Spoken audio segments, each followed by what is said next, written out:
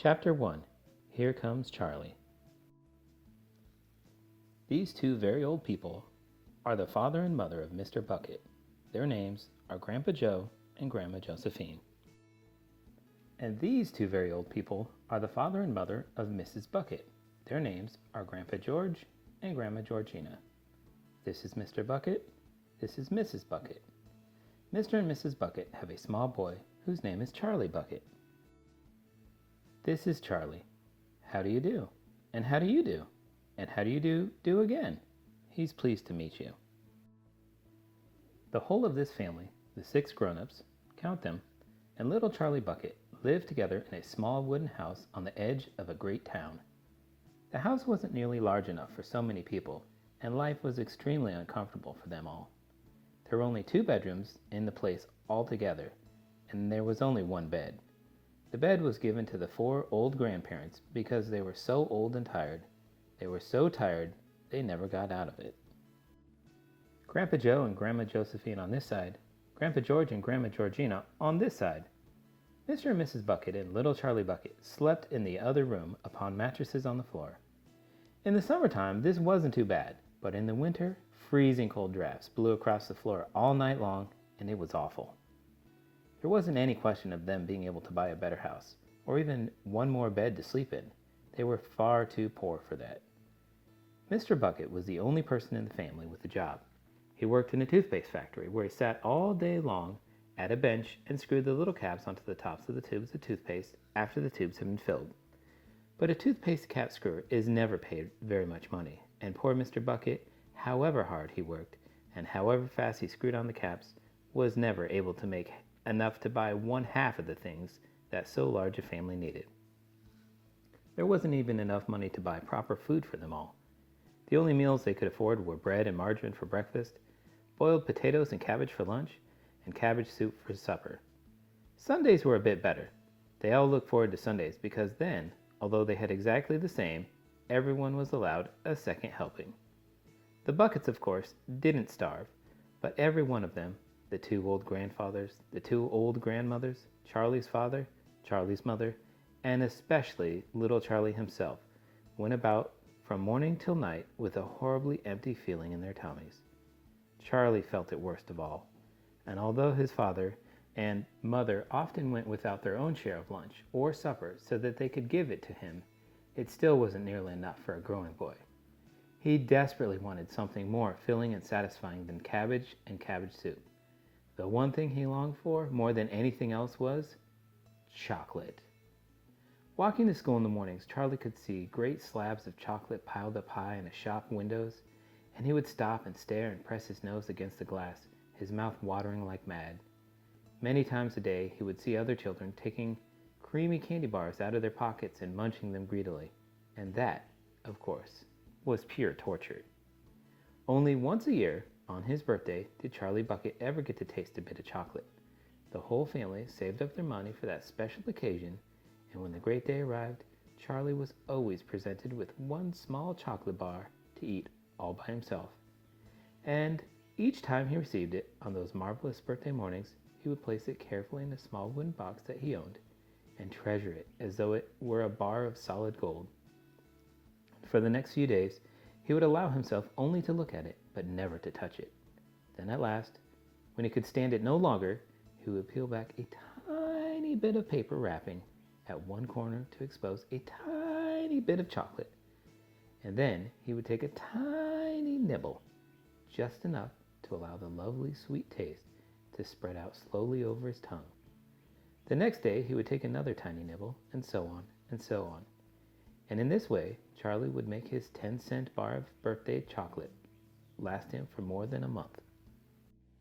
But I haven't yet told you about the one awful thing that tortured little Charlie, the lover of chocolate, more than anything else.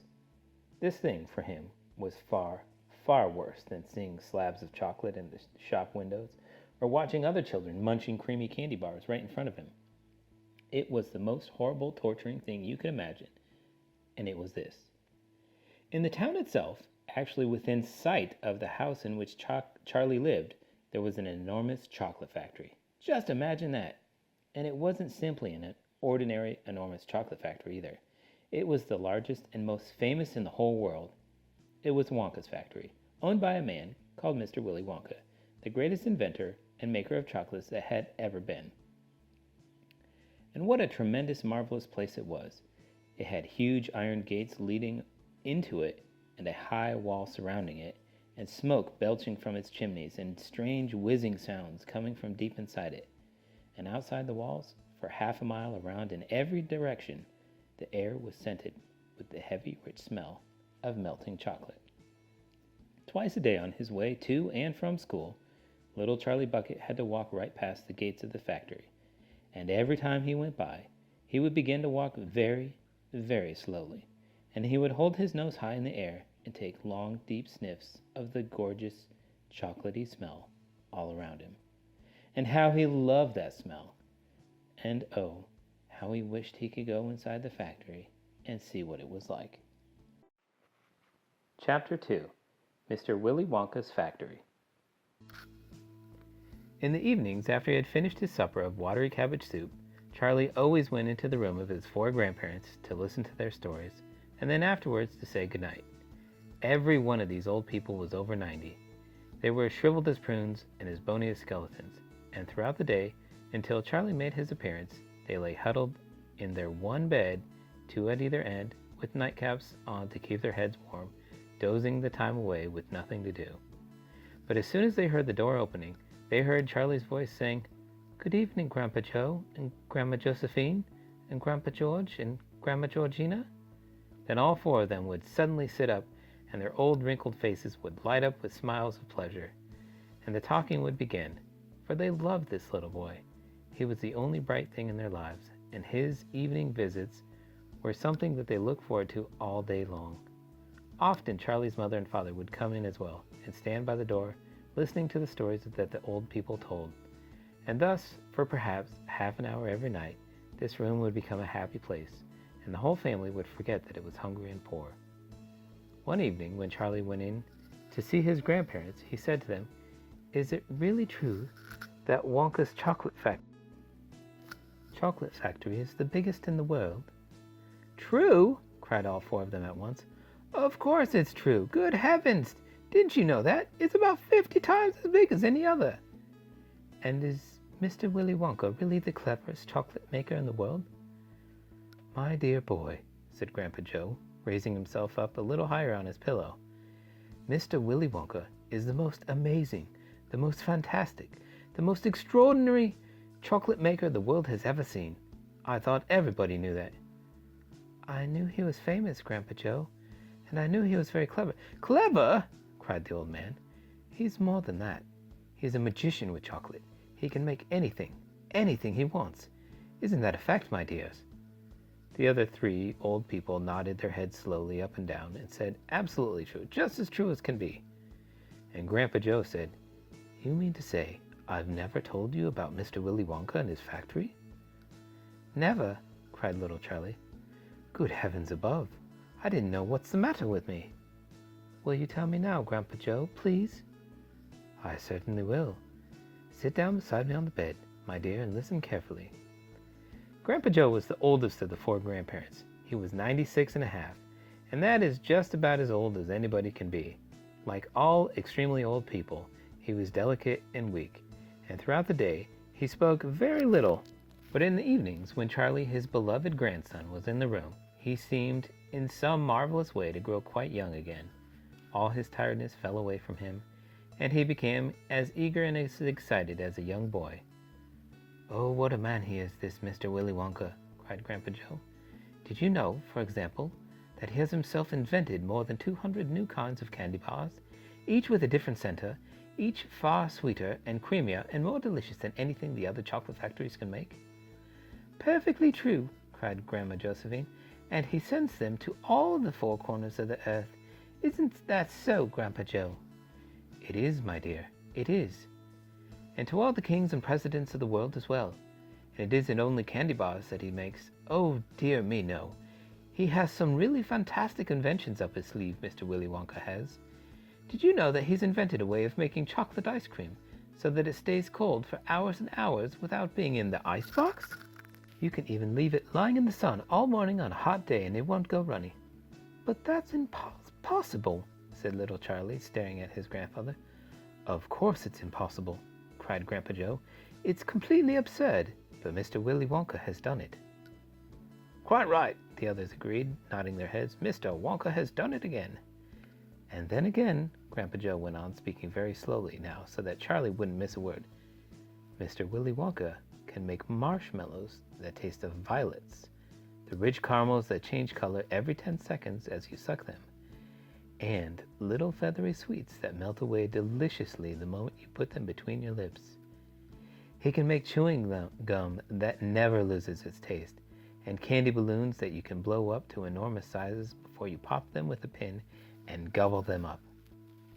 And by a most secret method, he can make lovely bluebirds' eggs with black spots on them. When you put one of those in your mouth, it gradually gets smaller and smaller until suddenly there's nothing left except a tiny little pink, sugary baby bird sitting on the tip of your tongue. Grandpa Joe paused and ran the point of his tongue slowly over his lips. It makes my mouth water just thinking about it, he said. Mine too, said little Charlie, but please go on. While they were talking, Mr. and Mrs. Bucket, Charlie's mother and father, had come quietly into the room, and now both were standing just inside the door listening. Tell Charlie about that crazy Indian prince, said Grandma Josephine. He'd like to hear that. You mean Prince Pondicherry? Said Grandpa Joe, and he began chuckling with laughter. Completely dotty, said Grandpa George. But very rich, said Grandma Georgina. What did he do? Asked Charlie eagerly. Listen, said Grandpa Joe, and I'll tell you. Chapter 3. Mr. Wonka and the Indian Prince. Prince Pondicherry wrote a letter to Mr. Willy Wonka, said Grandpa Joe, and asked him to come all the way out to India and build him a colossal palace entirely out of chocolate. Did Mr. Wonka do it, Grandpa? He did indeed, and what a palace it was! It had 100 rooms, and everything was made of either dark or light chocolate. The bricks were chocolate, and the cement holding them together was chocolate, and the windows were chocolate, and all the walls and ceilings were made of chocolate. So were the carpets and the pictures and the furniture and the bed, and when he turned on the taps in the bathroom, hot chocolate came pouring out. When it was all finished, Mr. Wonka said to Prince Pondicherry, I warn you, though, it won't last very long, so you better start eating it right away. Nonsense, shouted the prince. I'm not going to eat my palace. I'm not even going to nibble the staircase or lick the walls. I'm going to live in it. But Mr. Wonka was right, of course, because soon after this there was a very hot day with a boiling sun, and the whole palace began to melt, and when it sank slowly to the ground, and the crazy prince, who was dozing in the living room at the time, woke up to find himself swimming around in a huge, brown, sticky lake of chocolate. Little Charlie sat very still on the edge of his bed, staring at his grandfather. Charlie's face was bright, and his eyes were stretched so wide you could see the whites all around. Is all this really true? He asked. Or are you pulling my leg? All true, cried all four of the old people at once. Of course it's true. Ask anyone you like. And I'll tell you something else that's true, said Grandpa Joe. And now he leaned closer to Charlie, lowered his voice to a soft, secret whisper. Nobody ever comes out. Out of where? Asked Charlie.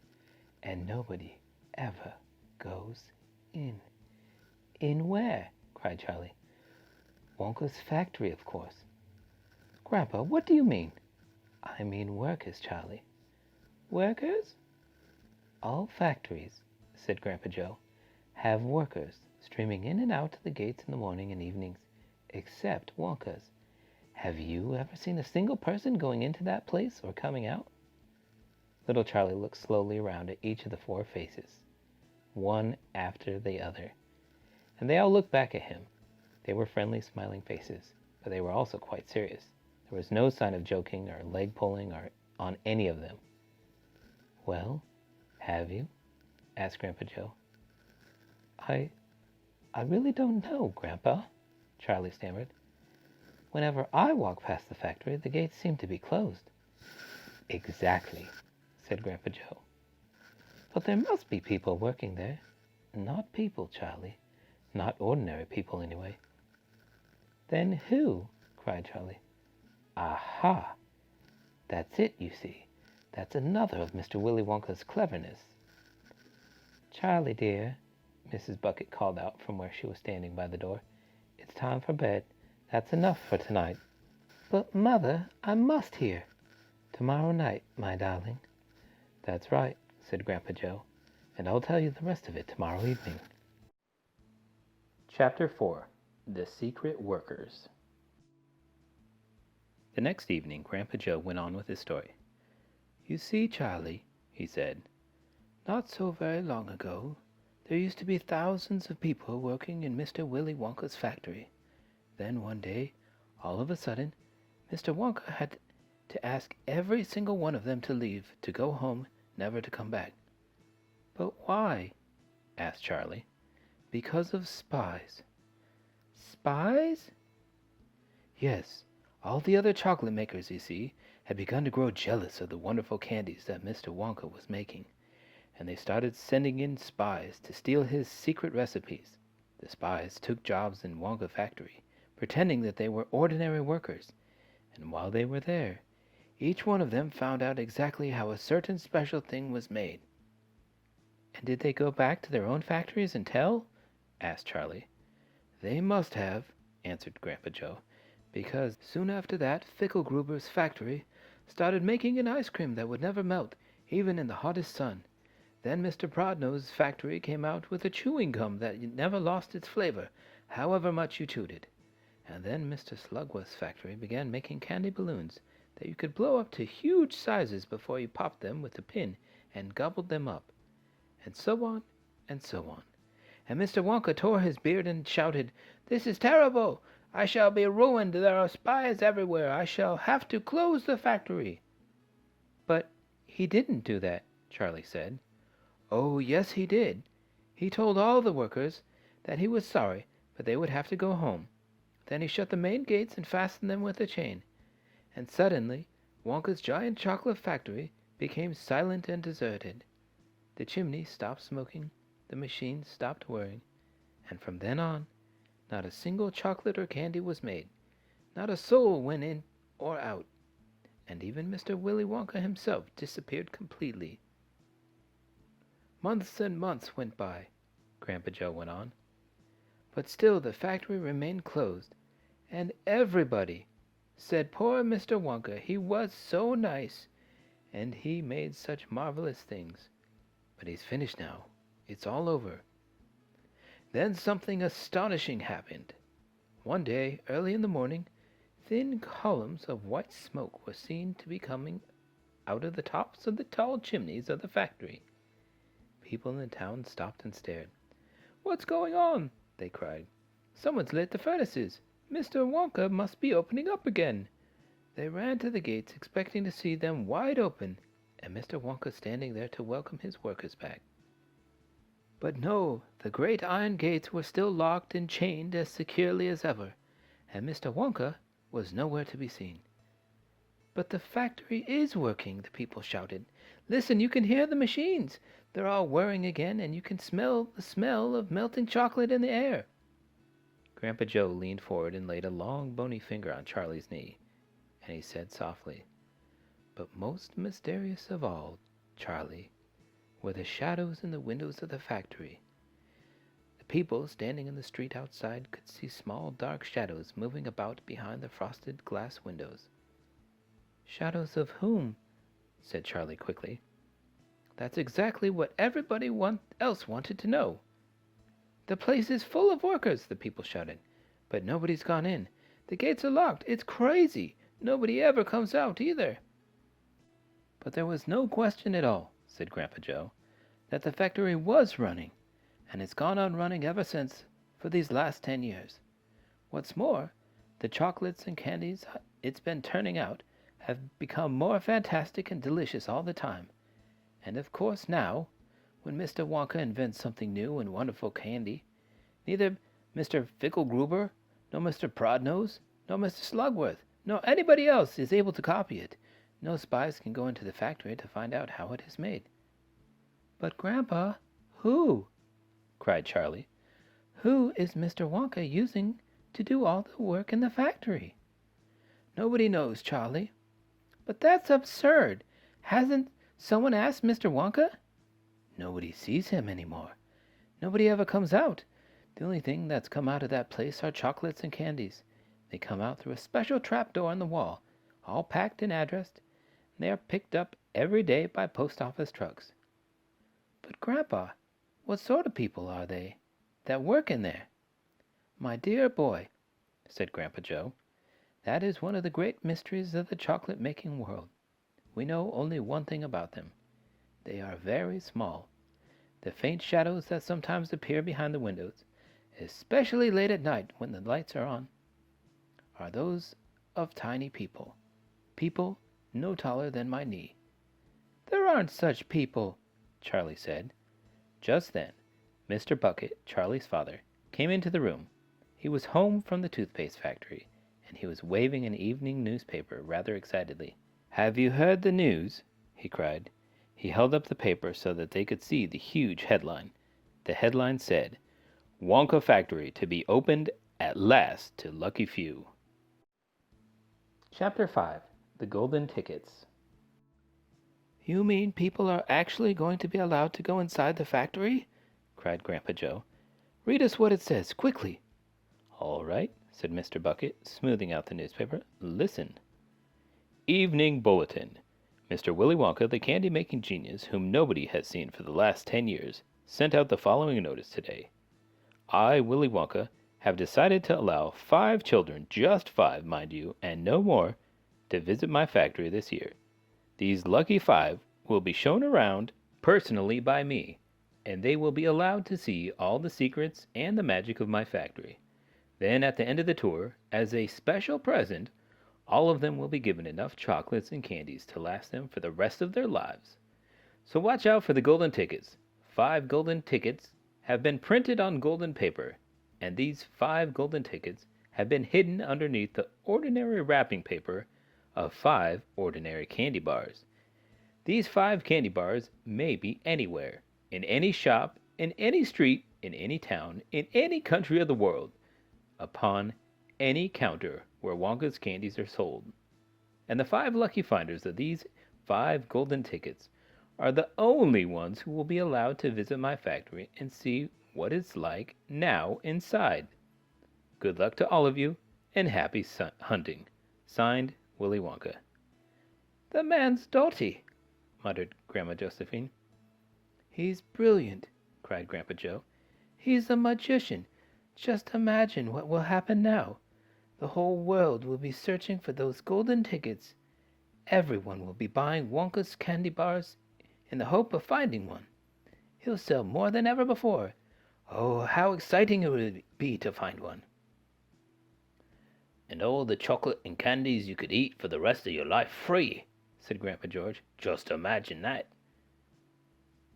They'd have to deliver them in a truck, said Grandma Georgina. It makes me quite ill to think of it, said Grandma Josephine. Nonsense, cried Grandpa Joe. Wouldn't it be something, Charlie, to open a bar of candy and see a golden ticket glistening inside? It certainly would, Grandpa. And there isn't a hope, Charlie said sadly. I only get 1 bar a year. You never know, darling, said Grandma Georgina. It's your birthday next week. You'll have as much chance as anybody else. I'm afraid that simply isn't true, said Grandpa George. The kids who are going to find the golden ticket are the ones who can afford to buy candy bars every day. Our Charlie gets only 1 a year. There isn't a hope. Chapter 6. The First 2 Finders. The very next day, the first golden ticket was found. The finder was a boy called Augustus Gloop, and Mr. Bucket's evening newspaper carried a large picture of him on the front page. The picture showed a 9-year-old boy who was so enormously fat he looked as though he had been blown up with a powerful pump. Great flabby folds of fat bulged out from every part of his body, and his face was like a monstrous ball of dough, with 2 small, greedy, curranty eyes peering out upon the world. The town in which Augustus Gloop lived, the newspaper said, had gone wild with excitement over their hero. Flags were flying from all the windows. Children had been given a holiday from school, and a parade was being organized in honor of the famous youth. "I just knew Augustus would find a golden ticket," his mother had told the newspaperman. "He eats so many candy bars a day that it is almost impossible for him not to find one. Eating is his hobby, you know. That's all he's interested in. But still, that's better than being a hooligan and shooting off zip guns and things like this in his spare time, isn't it? And what I always say is, he wouldn't go on eating like he does unless he needed nourishment, would he? It's all vitamins, anyway. What a thrill it will be for him to visit Mr. Wonka's marvelous factory. We're just as proud as can be." "What a revolting woman," said Grandma Josephine. "And what a repulsive boy," said Grandma Georgina. "Only 4 golden tickets left," said Grandpa George. "I wonder who'll get those." And now the whole country, indeed the whole world, seemed suddenly to be caught up in a mad candy-buying spree. Everybody searching frantically for those precious remaining tickets. Fully grown women were seen going into sweet shops and buying 10 Wonka candy bars at a time, then tearing off the wrappers on the spot and peering eagerly underneath for a glint of golden paper. Children were taking hammers and smashing their piggy banks, and running out of the shops with handfuls of money. In one city, a famous gangster robbed a bank of $5,000 and spent the whole lot on candy bars the same afternoon. When the police entered his house to arrest him, they found him sitting on the floor amidst mountains of candy, ripping off the wrappers with the blade of a long dagger. In far-off Russia, a woman called Charlotte Roos claimed to have found the second ticket, but it turned out to be a clever fake. In England, the famous scientist, Professor Foulbody, invented a machine which would tell you at once, without opening the wrapper of a candy bar, whether or not it was a golden ticket hidden underneath it. The machine had a mechanical arm and shot out with a tremendous force and grabbed hold of anything that had the slightest bit of gold in it. And for a moment it looked like the answer to everything. But unfortunately, while the professor was showing off the machine to the public in the candy counter of a large department store, the mechanical arm shot out and made a grab for the gold filling in the back tooth of a duchess who was standing nearby. There was an ugly scene, and the machine was smashed by the crowd. Suddenly, on the day before Charlie Bucket's birthday, the newspapers announced that the second golden ticket had been found.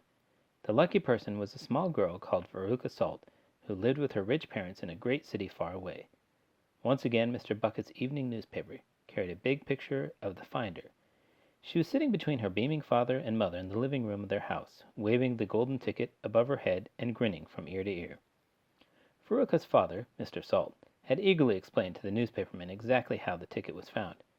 "You see, fellers," he had said, "as soon as my little girl told me that she simply had to have one of those golden tickets, I went into the town and started buying up all the wonky candy bars I could lay my hands on.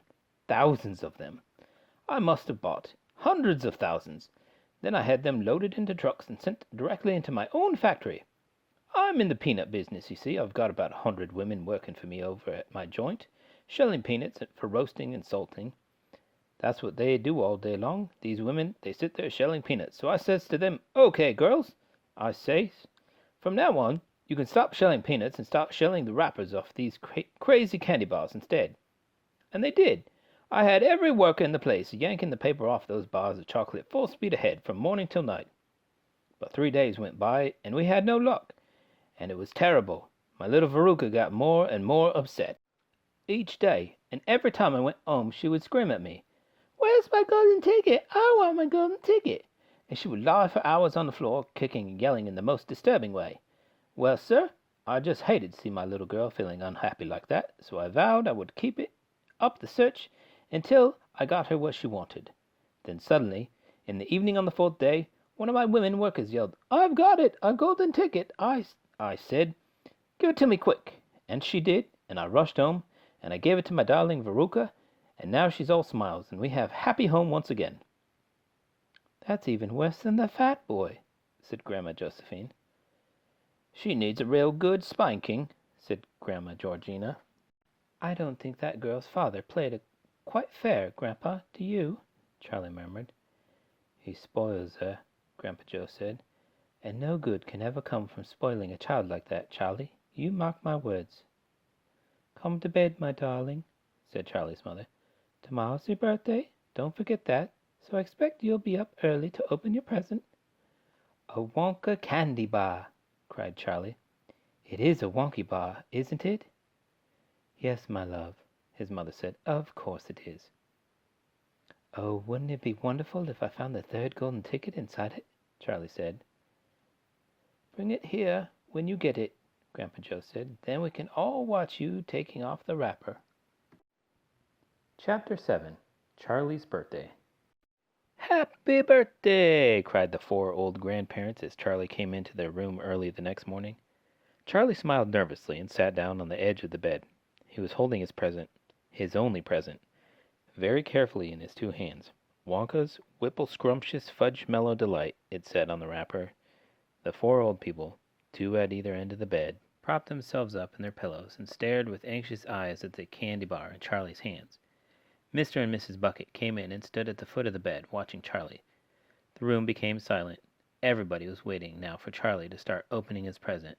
Charlie looked down at the candy bar. He ran his fingers slowly back and forth along the length of it, stroking it lovingly, and the shiny paper wrapper made little sharp crackling noises in the quiet room.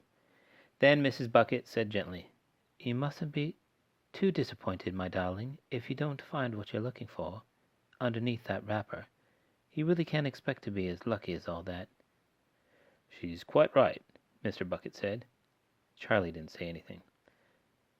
"After all," Grandma Josephine said, "in the whole wide world there are only 3 tickets left to be found." "The thing to remember," Grandma Georgina said, "is that whatever happens you still have the bar of candy." "Wonka's Whipple Scrumptious Fudge Mellow Delight," cried Grandpa George. "It's the best of 'em all. You'll just love it." "Yes," Charlie whispered, "I know. Just forget about all those golden tickets and enjoy the candy," Grandpa Joe said. "Why don't you do that?" They all knew it was ridiculous to expect this one poor little candy bar to have a magic ticket inside, and they were trying as gently and as kindly as they could to prepare Charlie for the disappointment. But there was one other thing that the grown-ups also knew, and it was this, that however small the chance might be of striking lucky, the chance was there. The chance had to be there. This particular candy bar had as much chance of any other of having a golden ticket, and that was why all the grandparents and parents in the room were actually just as tense and excited as Charlie was, although they were pretending to be very calm. "You'd better go ahead and open it up, or you'll be late for school," Grandpa Joe said. "You might as well just get it over with," Grandpa George said. "Open it, my dear," Grandma Georgina said. "Please open it. You're making me jumpy." Very slowly, Charlie's fingers began to tear open one small corner of the wrapping paper. The old people in the bed all leaned forward, craning their scraggly necks. Then, suddenly, as though he couldn't bear the suspense any longer, Charlie tore the wrapper right down the middle, and onto his lap there fell a light brown, creamy-colored chocolate candy bar. There was no sign of a golden ticket anywhere. "Well, that's that," said Grandpa Joe brightly. "It's just what we expected." Charlie looked up. 4 kind old faces were watching him intently from the bed. He smiled at them, a small, sad smile, and then he shrugged his shoulders and picked up the candy bar and held it out to his mother, and said, "Here, Mother, have it. We'll share it. I want everybody to taste it." "Certainly not," his mother said. And all the others cried, "No, no, we wouldn't dream of it. It's all yours." "Please," begged Charlie, turning around and offering it to Grandpa Joe. But neither he nor anyone else would take even a tiny bite. "It's time to go to school, my darling," Mrs. Bucket said, putting an arm around Charlie's skinny shoulders. "Come on, or you'll be late." Chapter 8. 2 more golden tickets found. That evening, Mr. Bucket's newspaper announced the finding of not only the 3rd golden ticket, but the 4th as well. "2 golden tickets found today," screamed the headlines. "Only 1 more left." "All right," said Grandpa Joe, when the whole family was gathered in the old people's room after supper. "Let's hear who found them." "The 3rd ticket," read Mr. Bucket, holding his newspaper up close to his face, because his eyes were bad and he couldn't afford glasses. The third ticket was found by a Miss Violet Beauregard.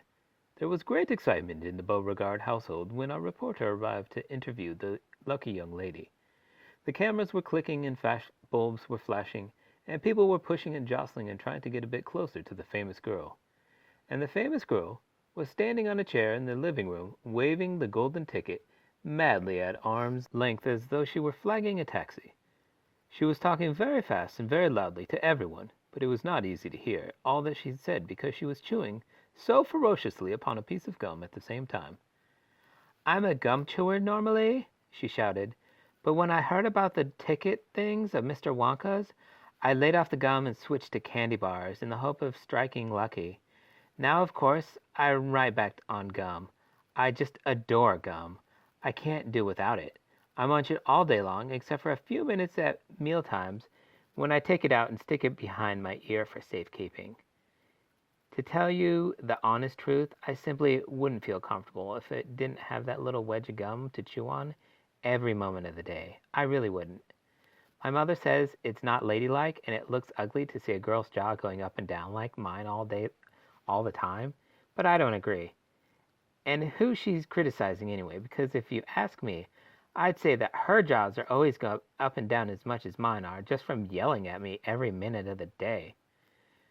"Now, Violet," Miss Beauregard said from a far corner of the room, where she was standing on a piano to avoid being trampled by the mob. "All right, Mother, keep your hair on," Miss Beauregard shouted. "And now," she went on, turning to the reporters again, "it may interest you to know that this piece of gum I'm chewing right at this moment is one I've been working on for over 3 months solid. That's a record, that is. It's beaten the record held by my best friend, Miss Cornelia Prinzmetal, and was she mad? It's my most treasured possession now. This piece of gum is, at nights, I just stick it on the end of the bedpost, and it's as good as ever in the mornings. A bit hard at first, maybe, but it soon softens up again after I've given it a few good chews. Before I started chewing for the world record, I used to change my piece of gum once a day. I used to do it in our elevator on the way home from school. Why the elevator? Because I like sticking the gooey piece that I just finished with on one of the elevator buttons. Then the next person who came along and pressed the button got my old gum at the end of his or her finger. Ha ha ha ha! And what a racket they'd kick up, some of them. You get the best results with women who have expensive gloves on. Oh yes, I'm thrilled to be going to Mr. Wonka's factory. And I understand that afterwards he's going to give me enough gum to last me for the rest of my whole life. Woo-hoo-hoo! Hooray! "Beastly girl," said Grandma Josephine. "Despicable," said Grandma Georgina. "She'll come to a sticky end one day. Chewing all that gum, you'll see if she doesn't." "And who got the 4th golden ticket, Daddy?" Charlie asked. "Now, let me see," said Mr. Bucket, peering at the newspaper again. "Ah, yes, here we are. The 4th golden ticket," he read, "was found by a boy called Mike Tevee." "Another bad lot, I'll be bound," muttered Grandma Josephine. "Don't interrupt, Grandma," said Mrs. Bucket.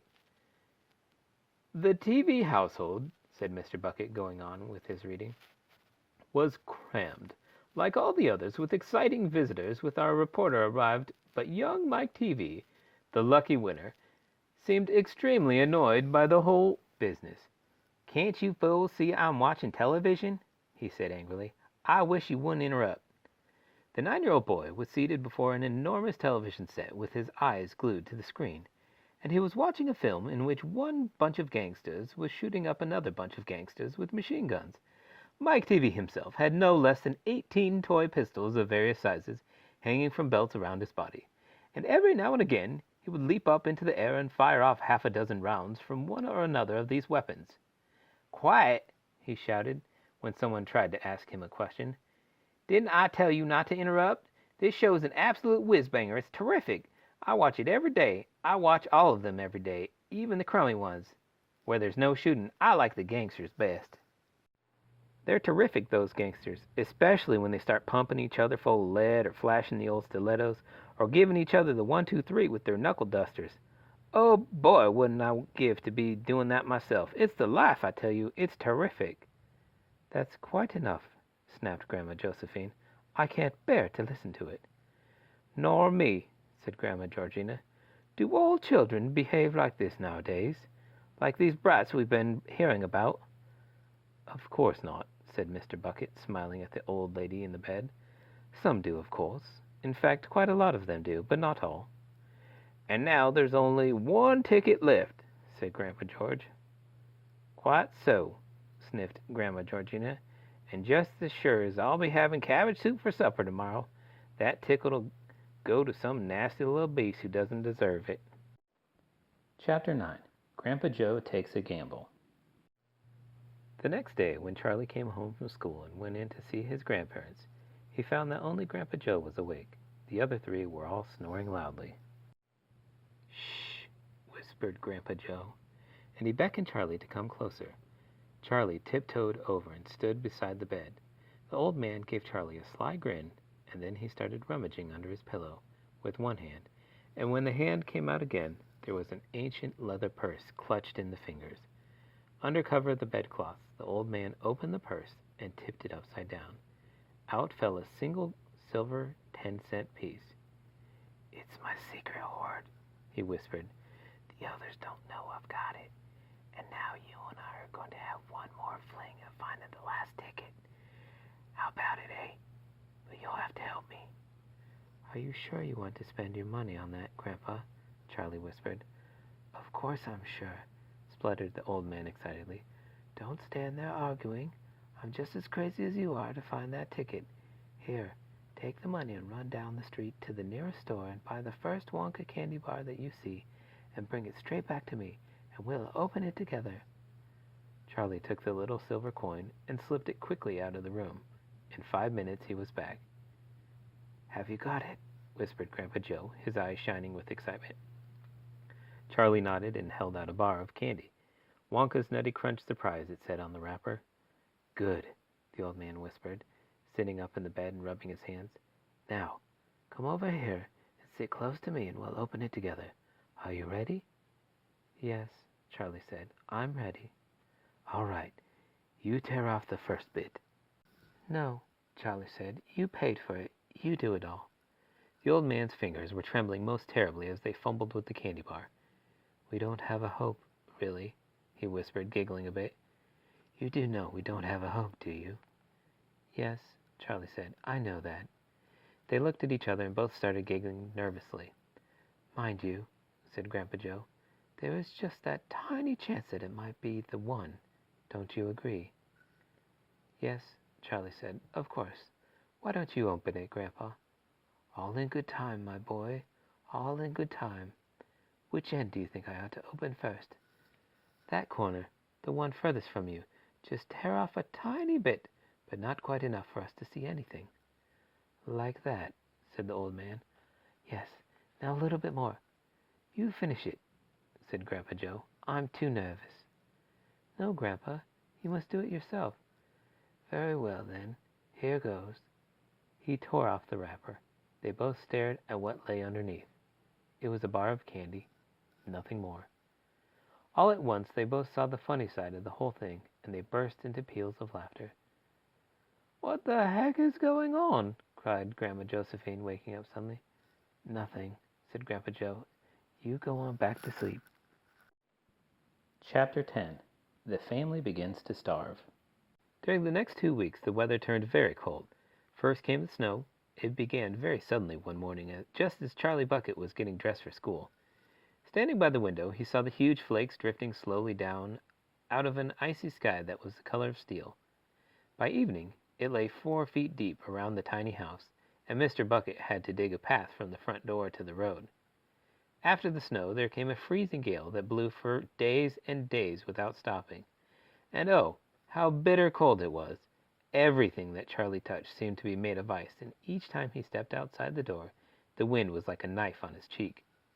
Inside the house, little jets of freezing air came rushing in through the sides of the windows and under the doors. There was no place to go to escape them. The 4 old ones lay silent and huddled in their bed, trying to keep the cold out of their bones. The excitement over the golden ticket had long since been forgotten. Nobody in the family gave thought now to anything except the 2 vital problems of trying to keep warm and trying to get enough to eat. There is something about very cold weather that gives one an enormous appetite. Most of us find ourselves beginning to crave rich, steaming stews and hot apple pies, and all kinds of delicious warming dishes. And because we are all a great deal luckier than we realize, we usually get what we want, or near enough. But Charlie Bucket never got what he wanted because the family couldn't afford it. And as the cold weather went on and on, he became ravenously and desperately hungry. Both bars of candy, the birthday one and the one Grandpa Joe had bought, had long since been nibbled away, and all he got now were those thin, cabbagey meals 3 times a day. Then, all at once, the meals became even thinner. The reason for this was that the toothpaste factory, the place where Mr. Bucket worked, suddenly went bust and had to close down. Quickly, Mr. Bucket tried to get another job, but he had no luck. In the end, the only way in which he managed to earn a few pennies was by shoveling snow in the streets. But it wasn't enough to buy even a quarter of the food that the 7 people needed. The situation became desperate. Breakfast was a single slice of bread for each person now, and lunch was maybe half a boiled potato. Slowly but surely, everybody in the house began to starve. And every day, little Charlie Bucket trudged through the snow on his way to school, would have to pass Mr. Willy Wonka's giant chocolate factory. And every day, as he came near to it, he would lift his small, pointed nose high in the air and sniff the wonderful sweet smell of melting chocolate. Sometimes he would stand motionless outside the gates for several minutes on end, taking deep swallows, breaths as though he were trying to eat the smell itself. "That child," said Grandpa Joe, poking his head up from under the blanket one icy morning, "that child has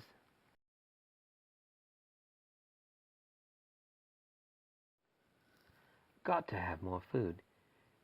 It doesn't matter about us. We're too old to bother with. But a growing boy, he can't go on like this. He's beginning to look like a skeleton." "What can one do?" murmured Grandma Josephine miserably. "He refuses to take any of ours. I hear his mother tried to slip her own piece of bread onto his plate at breakfast this morning, but he wouldn't touch it. He made her take it back." "He's a fine little fellow," said Grandpa George. "He deserves better than us." The cruel weather went on, and every day Charlie Bucket grew thinner and thinner. His face became frighteningly white and pinched. The skin was drawn so tightly over the cheeks that you could see the shapes of his bones underneath it. It seemed doubtful whether he could go on much longer like this without becoming dangerously ill. And now, very calmly, without the curious wisdom that seemed to come so often to small children in times of hardship, he began to make little changes here and there in some of the things that he did, so as to save his strength. In the mornings, he left the house 10 minutes earlier so he could walk slowly to school without ever having to run. He sat quietly in the classroom during recess, resting himself, while the others rushed outdoors and threw snowballs and wrestled in the snow. Everything he did now, he did slowly and carefully to prevent exhaustion. Then one afternoon, walking back home with the icy wind to his face, and incidentally feeling hungrier than he had ever felt before, his eye was caught suddenly by a piece of paper that was lying in the gutter, in the snow. The paper was of a greenish color, and there was something vaguely familiar about it. Charlie stepped off the curb and bent down to examine it. Part of it was buried under the snow, but he saw at once what it was. It was a dollar bill! Quickly he looked around him. Had somebody just dropped it? No, that was impossible because of the way part of it was buried. Several people went hurrying past him on the sidewalk, their chins sunk deep in their collars of their coats, their feet crunching in the snow. None of them was searching for any money. None of them was taking the slightest notice of the small boy crouching in the gutter. Then, was it his, this dollar?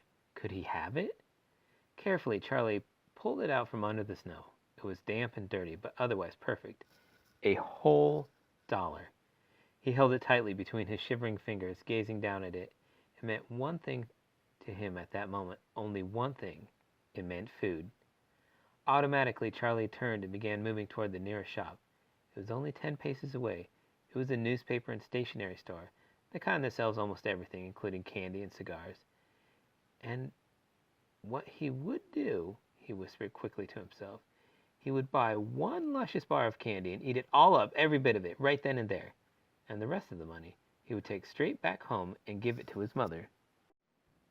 Chapter 11. The Miracle. Look, I've got it. Look, Mother, look. The last golden ticket, it's mine.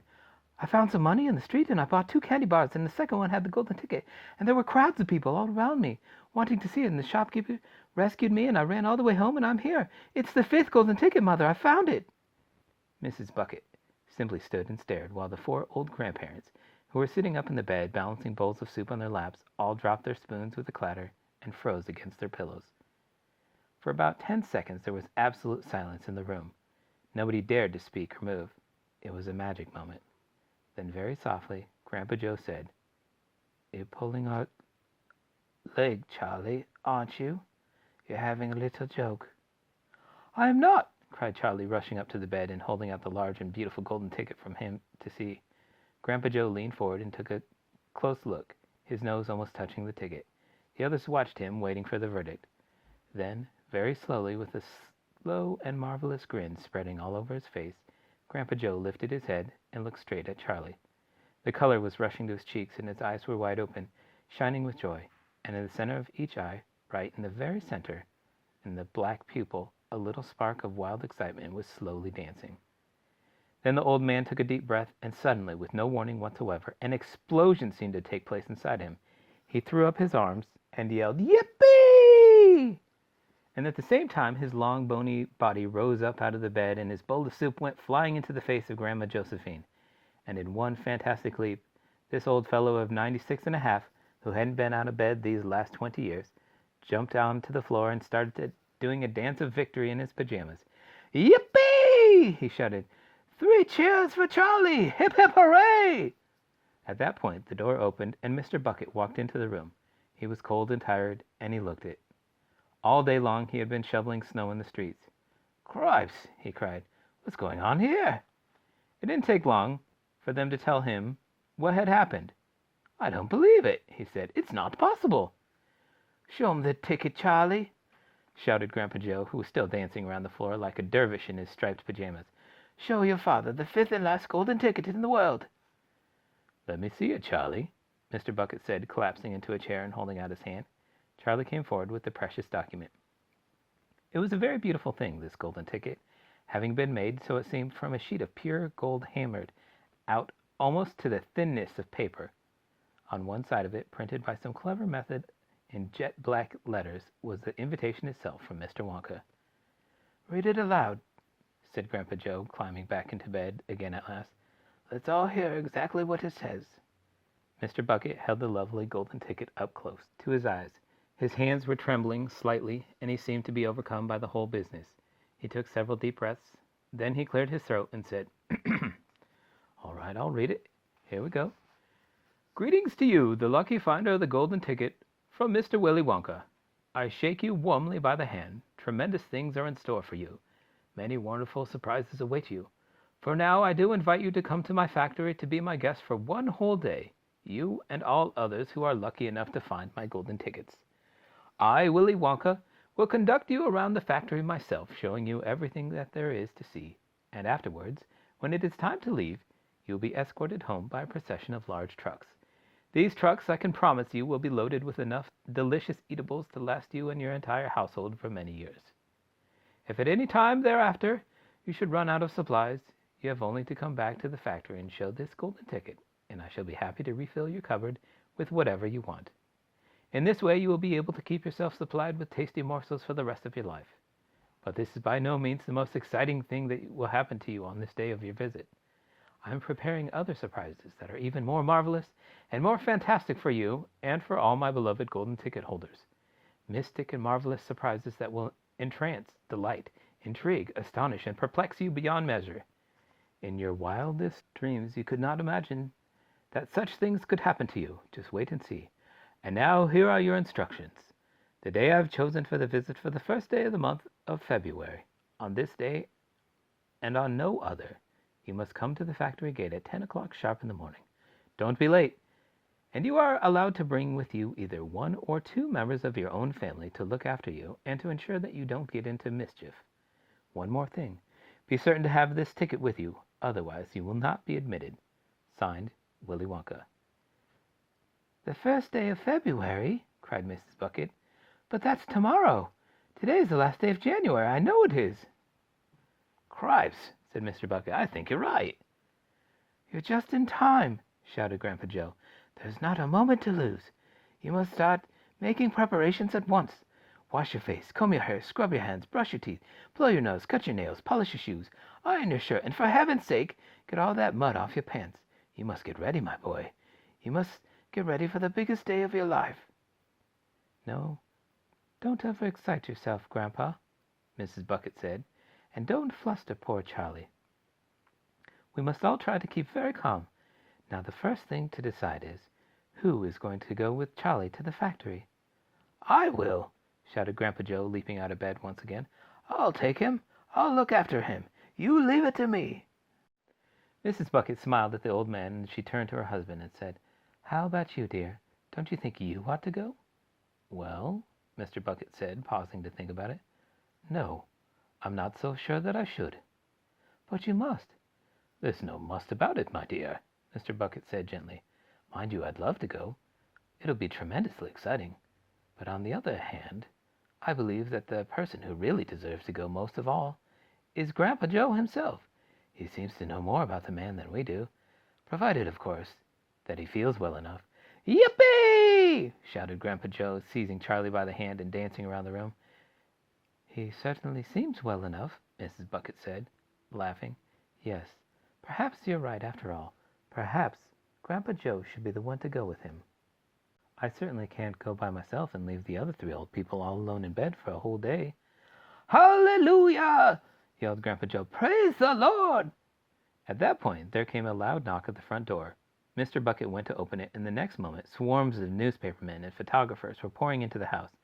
They had tracked down the finder of the fifth golden ticket, and now they all wanted to get the full story for the front pages of morning papers.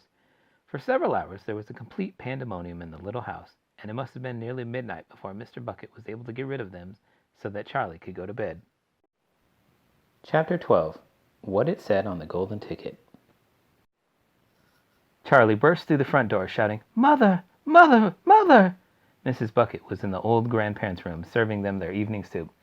Mother! Yelled Charlie, rushing in on them like a hurricane. Look, I've got it! Look, Mother, look! The last golden ticket, it's mine! I found some money in the street, and I bought 2 candy bars, and the second one had the golden ticket, and there were crowds of people all around me, wanting to see it, and the shopkeeper rescued me, and I ran all the way home, and I'm here. It's the 5th golden ticket, Mother! I found it! Mrs. Bucket simply stood and stared, while the 4 old grandparents, who were sitting up in the bed, balancing bowls of soup on their laps, all dropped their spoons with a clatter and froze against their pillows. For about 10 seconds there was absolute silence in the room. Nobody dared to speak or move. It was a magic moment. Then very softly, Grandpa Joe said, You're pulling our leg, Charlie, aren't you? You're having a little joke. I am not, cried Charlie, rushing up to the bed and holding out the large and beautiful golden ticket for him to see. Grandpa Joe leaned forward and took a close look, his nose almost touching the ticket. The others watched him, waiting for the verdict. Then, very slowly, with a slow and marvelous grin spreading all over his face, Grandpa Joe lifted his head and looked straight at Charlie. The color was rushing to his cheeks, and his eyes were wide open, shining with joy, and in the center of each eye, right in the very center, in the black pupil, a little spark of wild excitement was slowly dancing. Then the old man took a deep breath, and suddenly, with no warning whatsoever, an explosion seemed to take place inside him. He threw up his arms and yelled, Yippee! And at the same time, his long, bony body rose up out of the bed, and his bowl of soup went flying into the face of Grandma Josephine. And in one fantastic leap, this old fellow of 96 and a half, who hadn't been out of bed these last 20 years, jumped onto the floor and started doing a dance of victory in his pajamas. Yippee! He shouted. 3 cheers for Charlie! Hip hip hooray! At that point, the door opened, and Mr. Bucket walked into the room. He was cold and tired, and he looked it. All day long he had been shoveling snow in the streets. Cripes, he cried. What's going on here? It didn't take long for them to tell him what had happened. I don't believe it, he said. It's not possible. Show him the ticket, Charlie. shouted Grandpa Joe, who was still dancing around the floor like a dervish in his striped pajamas. "Show your father the fifth and last golden ticket in the world." "Let me see it, Charlie," Mr. Bucket said, collapsing into a chair and holding out his hand. Charlie came forward with the precious document. It was a very beautiful thing, this golden ticket, having been made, so it seemed, from a sheet of pure gold hammered out almost to the thinness of paper. On one side of it, printed by some clever method in jet black letters, was the invitation itself from Mr. Wonka. "Read it aloud," said Grandpa Joe, climbing back into bed again at last. "Let's all hear exactly what it says." Mr. Bucket held the lovely golden ticket up close to his eyes. His hands were trembling slightly, and he seemed to be overcome by the whole business. He took several deep breaths. Then he cleared his throat and said, "All right, I'll read it. Here we go. Greetings to you, the lucky finder of the golden ticket, from Mr. Willy Wonka. I shake you warmly by the hand. Tremendous things are in store for you. Many wonderful surprises await you. For now, I do invite you to come to my factory to be my guest for one whole day, you and all others who are lucky enough to find my golden tickets. I, Willy Wonka, will conduct you around the factory myself, showing you everything that there is to see, and afterwards, when it is time to leave, you will be escorted home by a procession of large trucks.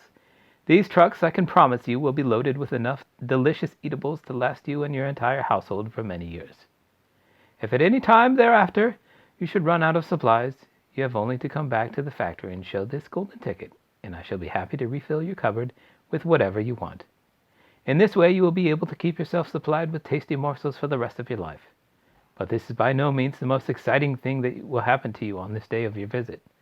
I am preparing other surprises that are even more marvelous and more fantastic for you and for all my beloved golden ticket holders. Mystic and marvelous surprises that will entrance, delight, intrigue, astonish, and perplex you beyond measure. In your wildest dreams you could not imagine that such things could happen to you. Just wait and see. And now here are your instructions. The day I have chosen for the visit for the first day of the month of February. On this day and on no other, you must come to the factory gate at 10 o'clock sharp in the morning. Don't be late. And you are allowed to bring with you either one or two members of your own family to look after you and to ensure that you don't get into mischief.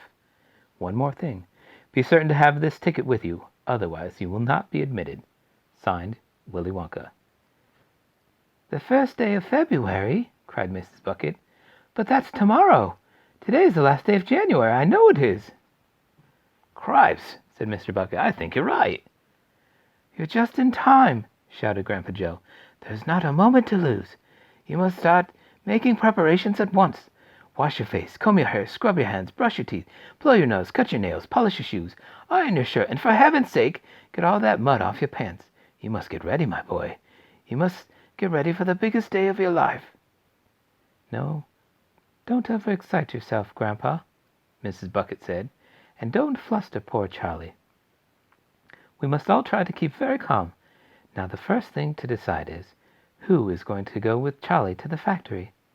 "I will," shouted Grandpa Joe, leaping out of bed once again. "I'll take him. I'll look after him. You leave it to me." Mrs. Bucket smiled at the old man, and she turned to her husband and said, "How about you, dear? Don't you think you ought to go?" "Well," Mr. Bucket said, pausing to think about it, "no, I'm not so sure that I should."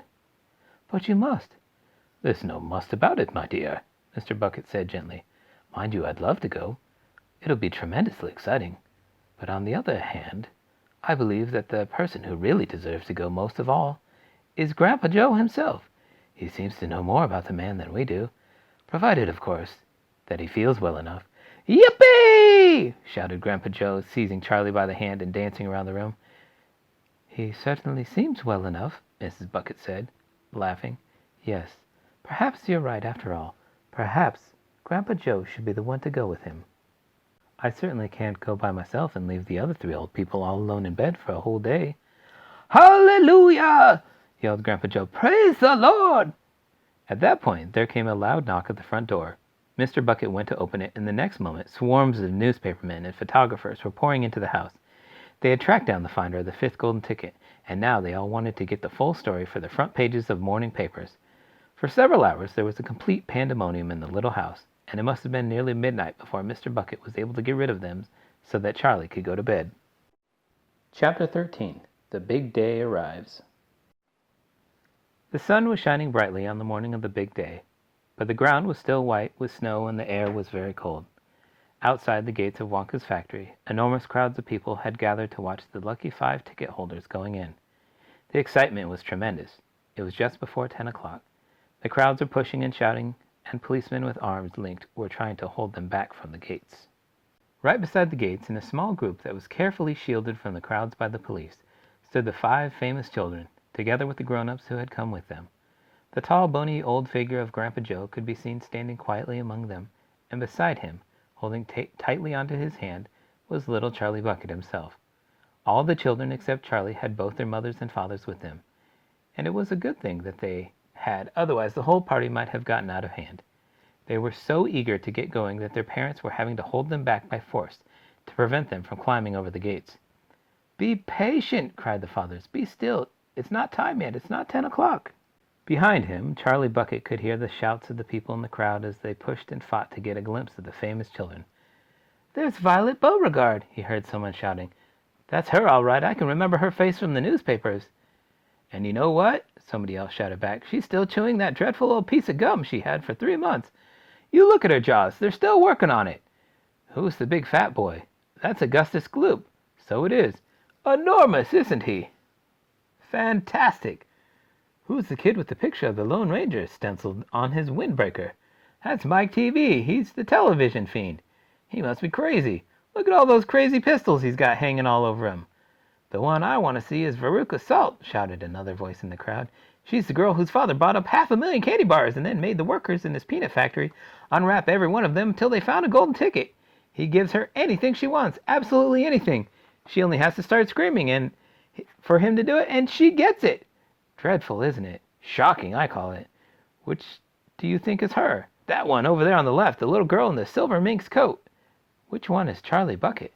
"Charlie Bucket? He must be the skinny little shrimp standing right out beside the old fellow who looks like a skeleton. Right close to us, just there, see him?" "Why hasn't he got a coat on in this cold weather?" "Don't ask me. Maybe he can't afford to buy one." "Jeepers, he must be freezing." Charlie, standing only a few paces away from the speaker, gave Grandpa Joe's hand a squeeze, and the old man looked down at Charlie and smiled. Somewhere in the distance, a church clock began striking 10. Very slowly, with a loud creaking of rusty hinges, the great iron gates of the factory began to swing open. The crowd became suddenly silent. The children stopped jumping about. All eyes were fixed upon the gates. "There he is!" somebody shouted. "That's him!" And so it was. Chapter 14. Mr. Willy Wonka. Mr. Wonka was standing all alone just inside the open gates of the factory, and what an extraordinary little man he was! He had a black top hat on his head.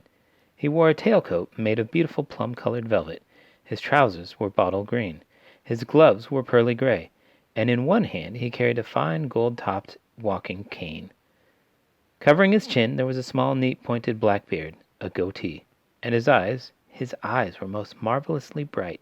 They seemed to be sparkling and twinkling at you all the time.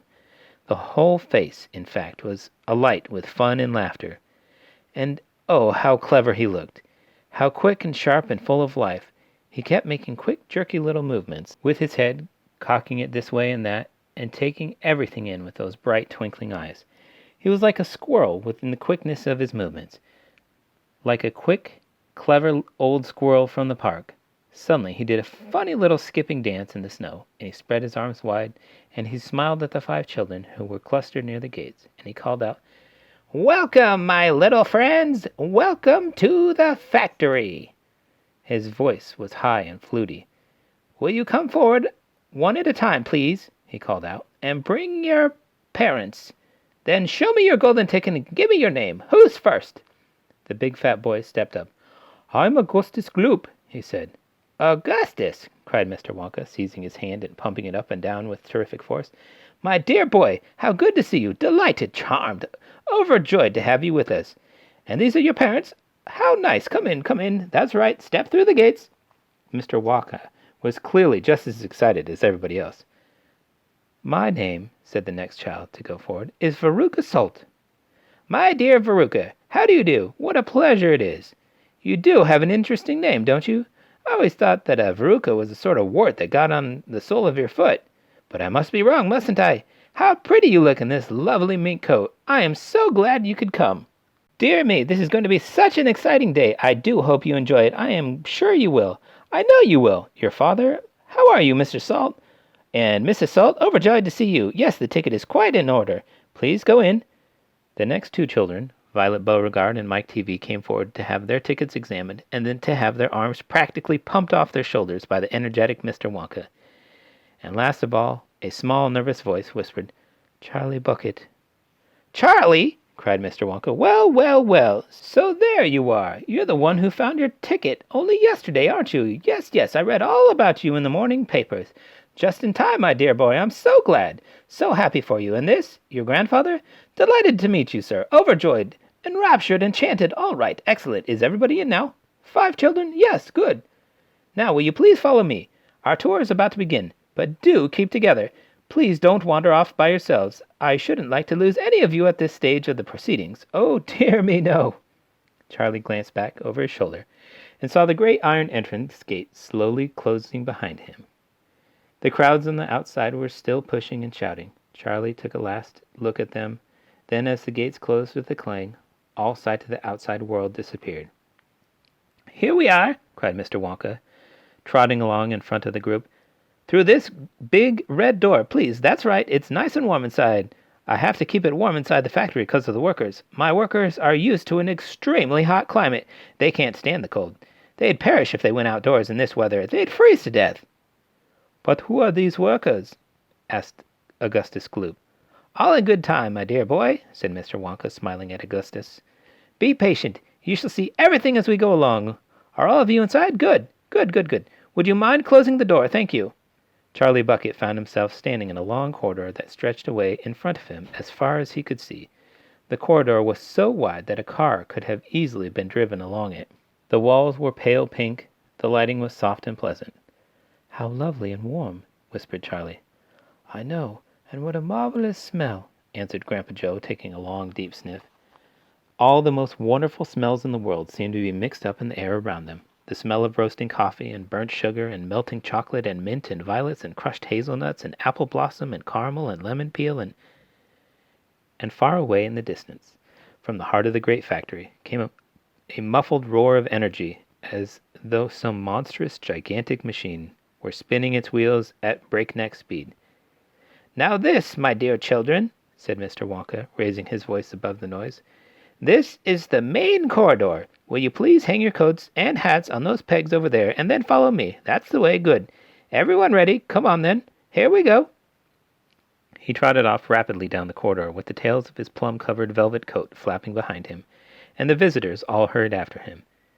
It was quite a large party of people, when you came to think of it.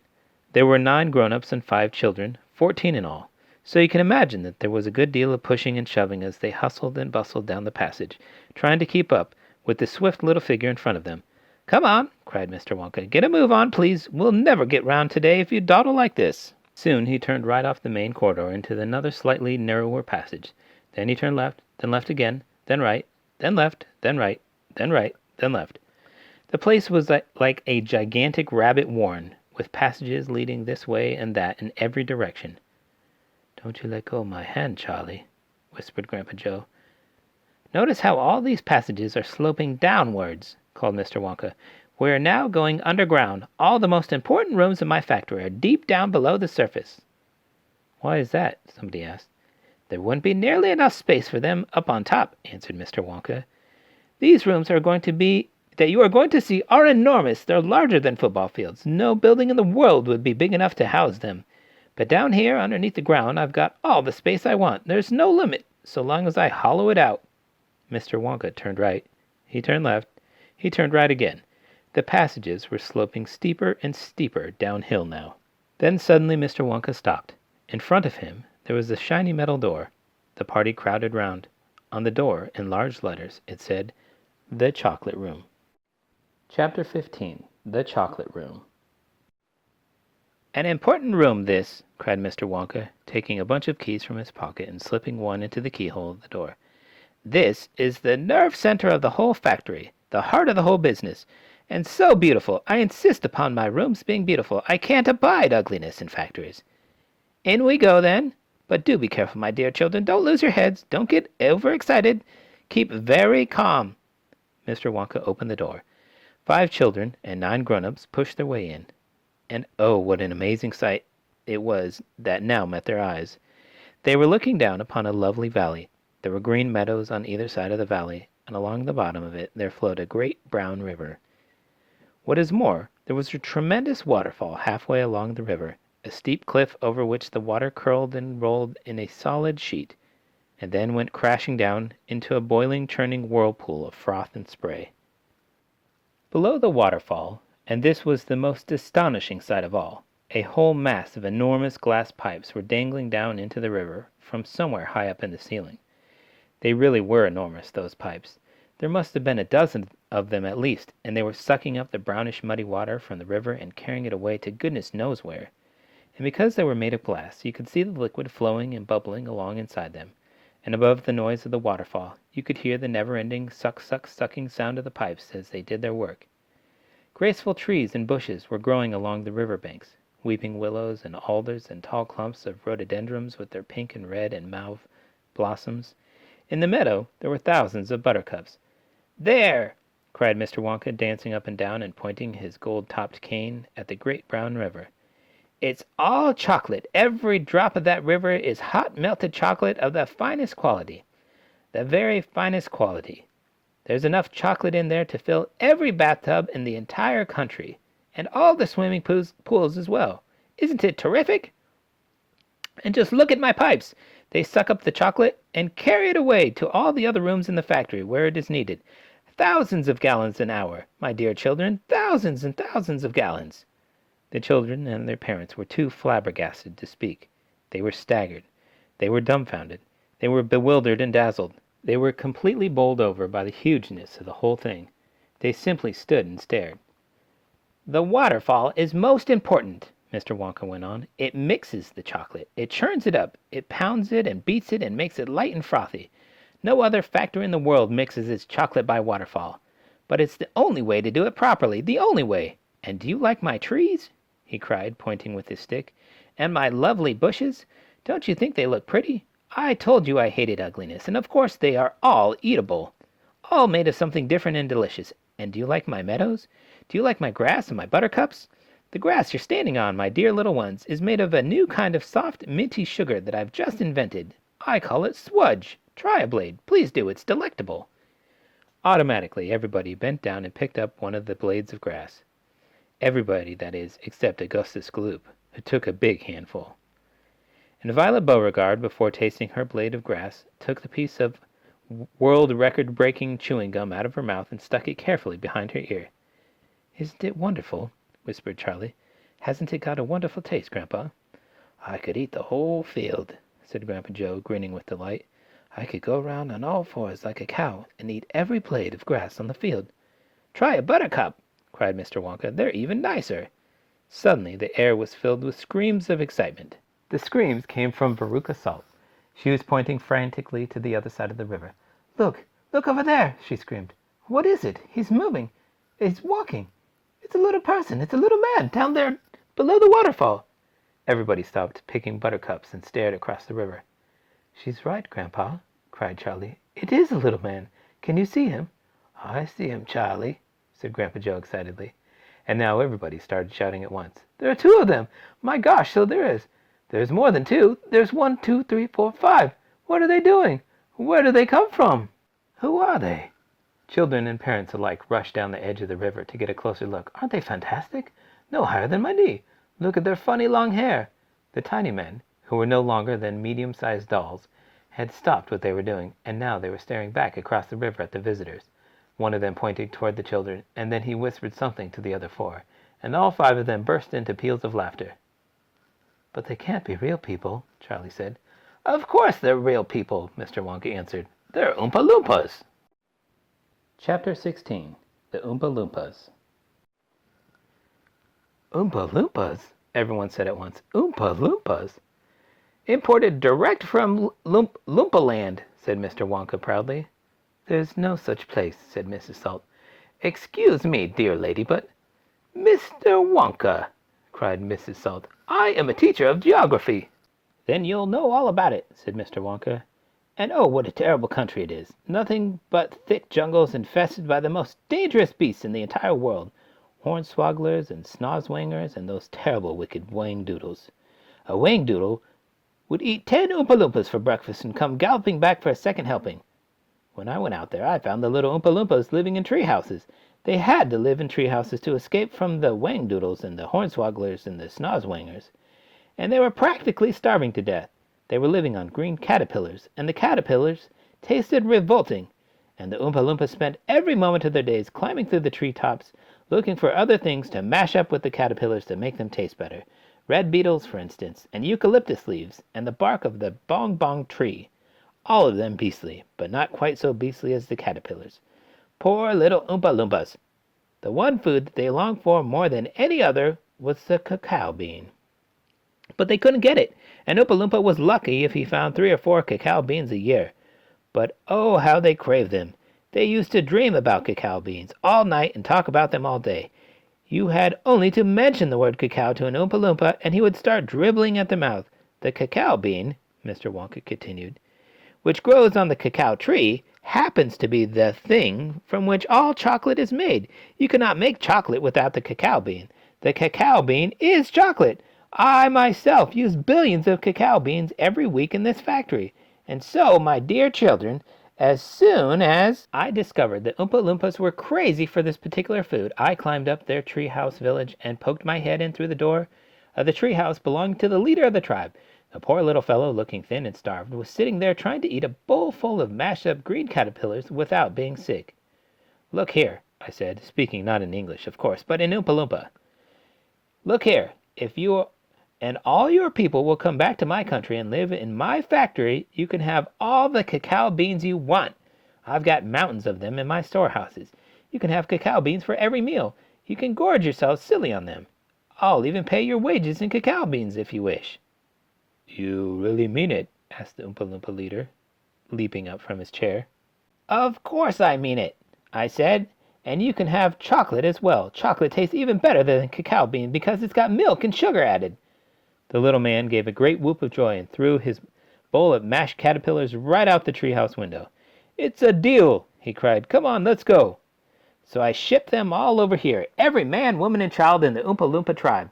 It was easy. I smuggled them over in large packing cases with holes in them, and they all got here safely. They are wonderful workers. They all speak English now. They love dancing and music. They're always making up songs. I expect you'll hear a good deal of singing today from time to time. I must warn you, though, that they are rather mischievous. They like jokes.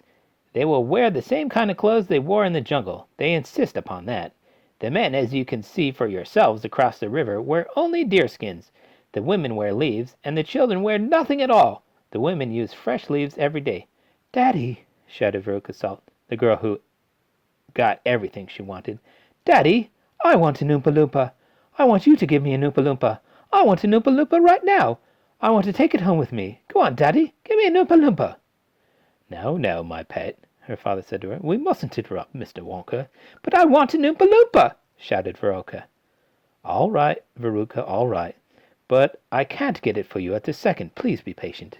I'll see that you have one before the day is out." "Augustus!" shouted Mrs. Gloop. "Augustus, sweetheart! I don't think you had better do that." Augustus Gloop, as you might have guessed, had quietly sneaked down to the edge of the river, and he was now kneeling on the river bank, scooping hot melted chocolate into his mouth as fast as he could. Chapter 17. Augustus Gloop Goes Up the Pipe. When Mr. Wonka turned round and saw what Augustus Gloop was doing, he cried out, "Oh, no, please, Augustus, please! I beg of you not to do that. My chocolate must be untouched by human hands." "Augustus," called out Mrs. Gloop, "didn't you hear what the man said? Come away from the river at once." "This stuff is terrific," said Augustus, taking not the slightest notice of his mother or Mr. Wonka. "Oh, boy, I need a bucket to drink it properly." "Augustus," cried Mr. Wonka, hopping up and down and wagging his stick in the air, You must come away. You are dirtying my chocolate. Augustus! cried Mrs. Gloop. Augustus! cried Mr. Gloop. But Augustus was deaf to everything except the call of his enormous stomach. He was now lying full length in the ground with his head far out over the river, lapping up the chocolate like a dog. Augustus! shouted Mrs. Gloop. You'll be giving that nasty cold of yours to about 1 million people all over the country. Be careful, Augustus, shouted Mr. Gloop. You're leaning too far out. Mr. Gloop was absolutely right, for suddenly there was a shriek, and then a splash, and into the river went Augustus Gloop, and in 1 second he had disappeared under the brown surface. Save him! screamed Mrs. Gloop, going white in the face and waving her umbrella about. He'll drown! He can't swim a yard! Save him! Save him! Good heavens, woman, said Mr. Gloop. I'm not diving in there. I've got my best suit on. Augustus Gloop's face came up again to the surface, painted brown with chocolate. Help! Help! Help! he yelled. Fish me out! Don't just stand there, Mrs. Gloop screamed at Mr. Gloop. Do something! I am doing something, said Mr. Gloop, who was now taking off his jacket and getting ready to dive into the chocolate.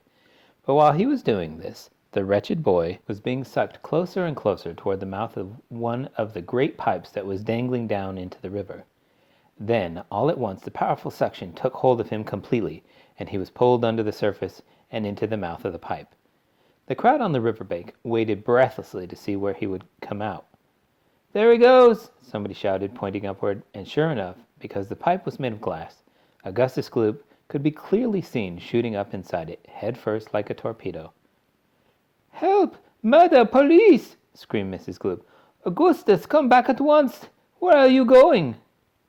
It's a wonder to me, said Mr. Gloop, how that pipe is big enough for him to go through. It isn't big enough, said Charlie Bucket. Oh dear, look, he's slowing down. So he is, said Grandpa Joe. He's going to stick, said Charlie. I think he is, said Grandpa Joe. By golly, he has stuck, said Charlie. It's his stomach that's done him in, said Mr. Gloop. He's blocked the whole pipe, said Grandpa Joe. Smash the pipe, yelled Mrs. Gloop, still waving her umbrella. Augustus, come out of there at once.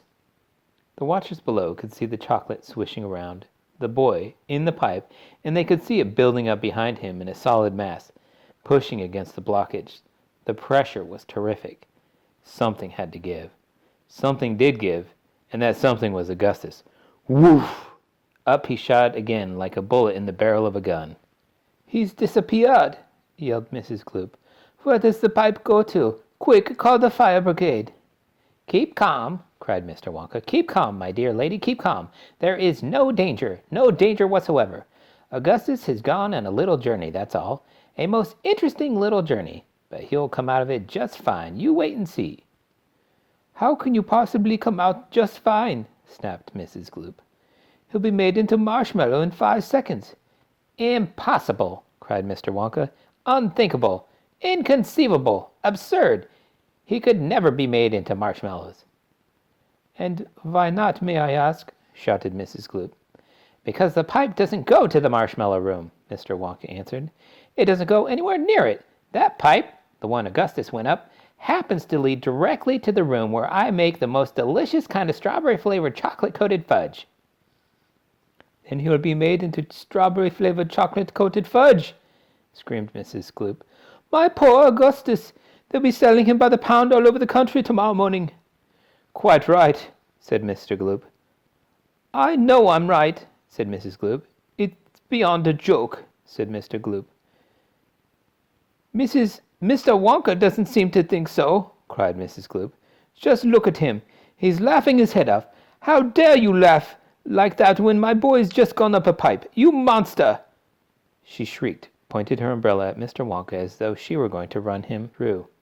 You think this is a joke, do you? You think this sucking my boy into your fudge room like that is just one great big colossal joke? He'll be perfectly safe, said Mr. Wonka, giggling slightly. He'll be chocolate fudge, shrieked Mrs. Gloop. Never, cried Mr. Wonka. Of course he will, shrieked Miss Gloop. I wouldn't allow it, cried Mr. Wonka. And why not? Shrieked Mrs. Gloop. Because the taste would be terrible, said Mr. Wonka. Just imagine it. Augustus-flavored chocolate-coated Gloop? No one would buy it. They most certainly would, cried Mr. Gloop indignantly. I don't want to think about it, shrieked Mrs. Gloop. Nor do I, said Mr. Wonka, and I do promise you, madam, that your darling boy is perfectly safe. If he is perfectly safe, then where is he? Snapped Mrs. Gloop. Lead me to him this instant. Mr. Wonka turned round and clicked his fingers sharply. Click, click, click, 3 times. Immediately an Oompa Loompa appeared, as if from nowhere, and stood beside him. The Oompa Loompa bowed and smiled, showing beautiful white teeth. His skin was rosy white, his long hair was golden brown, and the top of his head came just above the height of Mr. Wonka's knee. He wore the usual deerskin slung over his shoulder. Now listen to me, said Mr. Wonka, looking down at the tiny man. I want you to take Mr. and Mrs. Gloop up to the fudge room and help them to find their son, Augustus. He's just gone up the pipe. To the fudge room and help them to find their son, Augustus. He's just gone up the pipe. The Oompa Loompa took one look at Mrs. Gloop and exploded into peals of laughter. Oh, do be quiet, said Mr. Wonka. Control yourself. Pull yourself together. Mrs. Gloop doesn't think it's at all funny. You can say that again. Go straight to the fudge room, Mr. Wonka said to the Oompa Loompa, and when you get there, take a long stick and start poking around inside the big chocolate mixing barrel. I'm almost certain you'll find him there. But you'd better look sharp. You'll have to hurry. If you leave him in the chocolate mixing barrel too long, he's liable to get poured out onto the fudge boiler. And that would really be a disaster, wouldn't it? My fudge would become quite unedible. Mrs. Gloop let out a shriek of fury. I'm joking, said Mr. Wonka, giggling madly behind his beard. I didn't mean it. Forgive me. I'm so sorry. Goodbye, Mrs. Gloop and Mr. Gloop. Goodbye, goodbye. I'll see you later. As Mr. and Mrs. Gloop and their tiny escort hurried away, the 5 Oompa Loompas on the far side of the river suddenly began hopping and dancing about and beating wildly upon a number of very small drums. Augustus Gloop, they chanted. Augustus Gloop, Augustus Gloop, Augustus Gloop. Grandpa, cried Charlie. Listen to them, Grandpa. What are they doing? Shh, whispered Grandpa Joe. I think they're going to sing us a song. Augustus Gloop, chanted the Oompa Loompas. Augustus Gloop, Augustus Gloop, the great big greedy nincompoop. How long could we allow this beast to gorge and guzzle, feed and feast on everything he wanted to? Great Scott, it simply wouldn't do. However long this pig might live, we're positive he'd never give even the smallest bit of fun or happiness to anyone. So what we do in cases such as this, we use the gentle touch, and carefully we take the brat and turn him into something that will give great pleasure to us all. A doll, for instance, or a ball, or marbles, or a rocking horse. But this revolting boy, of course, was so unutterably vile, so greedy, foul, and infantile, he left a most disgusting taste inside our mouths, and so in haste we choose a thing that, come what may, would take that nasty taste away. Come on, we cried, the time is ripe to send him shooting up the pipe. He has to go, it has to be, and very soon he's going to see. Inside the room to which he's gone, some funny things are going on. But don't, dear children, be alarmed, Augustus Gloop will not be harmed. Although, of course, we must admit, he will be altered quite a bit. He'll be quite changed from what he's been when he goes through the fudge machine. Slowly the wheels go round and round, the cogs begin to grind and pound. 100 knives to slice, slice, slice. We add some sugar, cream, and spice. We boil him for a minute more, until we're absolutely sure that all the grit and all the gall is boiled away for once and all. Then out he comes, and now by grace a miracle has taken place. This boy who only just before was loathed by men from shore to shore, this greedy brute, this louse's ear, is loved by people everywhere. For who would hate or bear a grudge against a luscious bit of fudge? "I told you they loved singing," cried Mr. Wonka. "Aren't they delightful? Aren't they charming? But you mustn't believe a word they said. It's all nonsense, every bit of it." "Are the Oompa Loompas really joking, Grandpa?" asked Charlie. "Of course they're joking," answered Grandpa Joe. "They must be joking. At least I hope they're joking, don't you?" Chapter 18. Down the Chocolate River. "Off we go!" cried Mr. Wonka. "Hurry up, everybody. Follow me to the next room. And please don't worry about Augustus Gloop. He's bound to come out in the wash. They always do. We shall have to make the next part of the journey by boat. Here she comes. Look!" A steamy mist was rising up now from the great warm chocolate river, and out of the mist there appeared suddenly a most fantastic pink boat. It was a large open rowboat, with a tall front and a tall back, like a Viking boat of old, and it was of such a shining, sparkling, glistening pink color that the whole thing looked as though it were made of bright pink glass.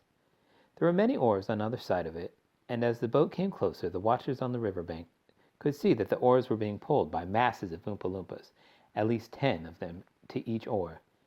"This is my private yacht," cried Mr. Wonka, beaming with pleasure.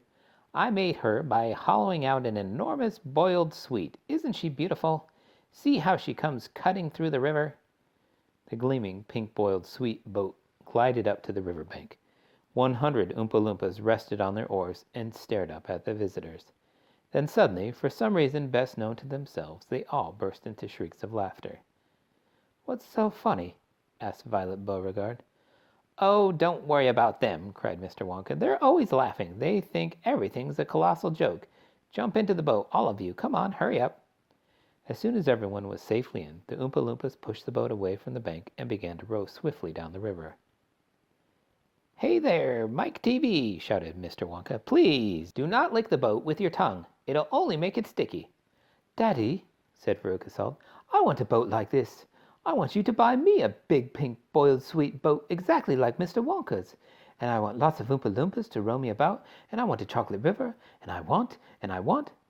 She wants a good kick in the pants, whispered Grandpa Joe to Charlie. The old man was sitting in the back of the boat, and little Charlie Bucket was right beside him. Charlie was holding tightly onto his grandfather's bony old hand. He was in a whirl of excitement.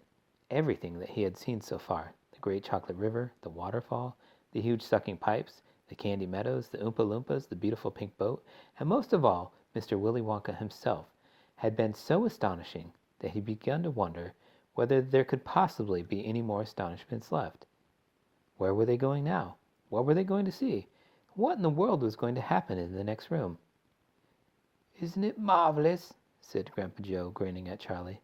Charlie nodded and smiled up at the old man. Suddenly Mr. Wonka, who was sitting on Charlie's other side, reached down to the bottom of the boat, picked up a large mug, dipped it into the river, filled it with chocolate, and handed it to Charlie. "Drink this," he said. "It'll do you good. You look starved to death." Then Mr. Wonka filled the second mug and gave it to Grandpa Joe. "You too," he said. "You look like a skeleton. What's the matter? Hasn't there been anything to eat in your house lately?" "Not much," said Grandpa Joe. Charlie put the mug to his lips, and as the rich, warm chocolate ran down his throat and into his empty tummy, his whole body from head to toe began to tingle with pleasure, and a feeling of intense happiness spread over him. "You like it?" asked Mr. Wonka. "Oh, it's wonderful," Charlie said. "The creamiest, loveliest chocolate I've ever tasted," said Grandpa Joe, smacking his lips. "That's because it's been mixed by a waterfall," Mr. Wonka told him.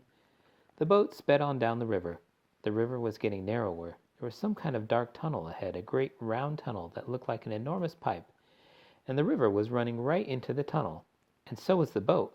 "Row on!" shouted Mr. Wonka, jumping up and waving his stick in the air. "Full speed ahead, and with the Oompa Loompas rowing faster than ever. The boat shot into a pitch-dark tunnel, and all the passengers screamed with excitement. "How can they see where they're going?" shrieked Violet Beauregard in the darkness. "There's no knowing where they're going," cried Mr. Wonka, hooting with laughter. "There's no earthly way of knowing which direction they are going. There's no knowing where they're rowing, or which way the river's flowing. Not a speck of light is showing, so the danger must be growing. For the rowers keep on rowing, and they're certainly not showing any signs that they are slowing." "He's gone off his rocker!" shouted one of the fathers, aghast, and the other parents joined in the chorus of frightened shouts. "He's crazy!" they shouted. "He's balmy, he's nutty, he's screwy, he's batty, he's dippy, he's dotty, he's daffy, he's goofy, he's beany, he's buggy, he's wacky, he's loony." "No, he's not," said Grandpa Joe. "Switch on the lights!" shouted Mr. Wonka, and suddenly on came the lights, and the whole tunnel was brilliantly lit up, and Charlie could see that they were indeed inside a gigantic pipe, and the great upward curving walls of the pipe were pure white and spotlessly clean. The river of chocolate was flowing very fast inside the pipe, and the Oompa Loompas were all rowing like crazy, and the boat was rocketing along at a furious pace. Mr. Wonka was jumping up and down in the back of the boat and calling to the rowers to row faster and faster still.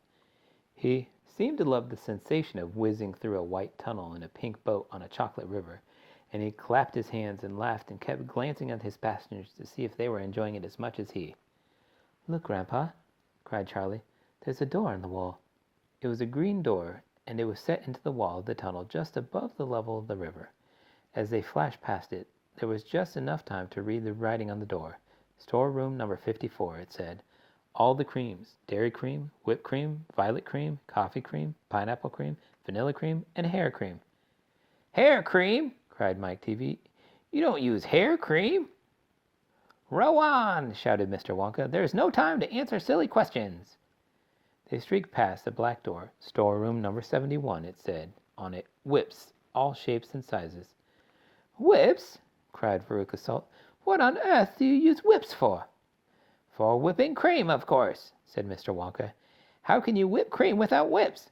Whipped cream isn't whipped cream at all unless it's been whipped with whips, just as poached egg isn't a poached egg unless it's been stolen from the woods in the dead of the night. Row on, please." They passed a number door on which it said "Storeroom number 77. All the beans, cacao beans, coffee beans, jelly beans, and has-beans." "Has-beans!" cried Violet Beauregard. "You're one yourself," said Mr. Wonka. "There's no time for arguing. Press on, press on." But 5 seconds later, when a bright red door came into sight ahead, he suddenly waved his gold-topped cane in the air and shouted, "Stop the boat!" Chapter 19. The Inventing Room. Everlasting Gobstoppers and Hair Toffee.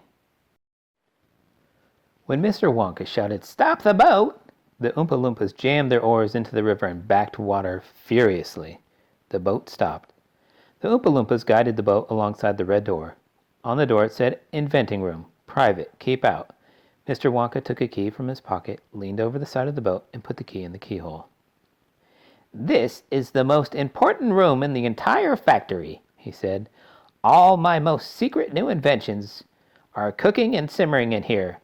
Old Fickelgruber would give his front teeth to be allowed inside just for 3 minutes.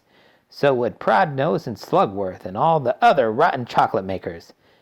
But now listen to me. I want no messing about when you go in. No touching, no meddling, and no tasting. Is that agreed?" "Yes, yes," the children cried. "We won't touch a thing." "Up to now," Mr. Wonka said, "nobody else, not even an Oompa Loompa, has ever been allowed in here." He opened the door and stepped out of the boat into the room. The 4 children and their parents all scrambled after him. "Don't touch!" shouted Mr. Wonka, "and don't knock anything over." Charlie Bucket stared around the gigantic room in which he was now found himself in. The place was not like a witch's kitchen. All about him, black metal pots were boiling and bubbling on huge stoves, and kettles were hissing and pans were sizzling, and strange iron machines were clanking and spluttering, and there were pipes running all over the ceiling and walls, and the whole place was filled with smoke and steam and delicious rich smells.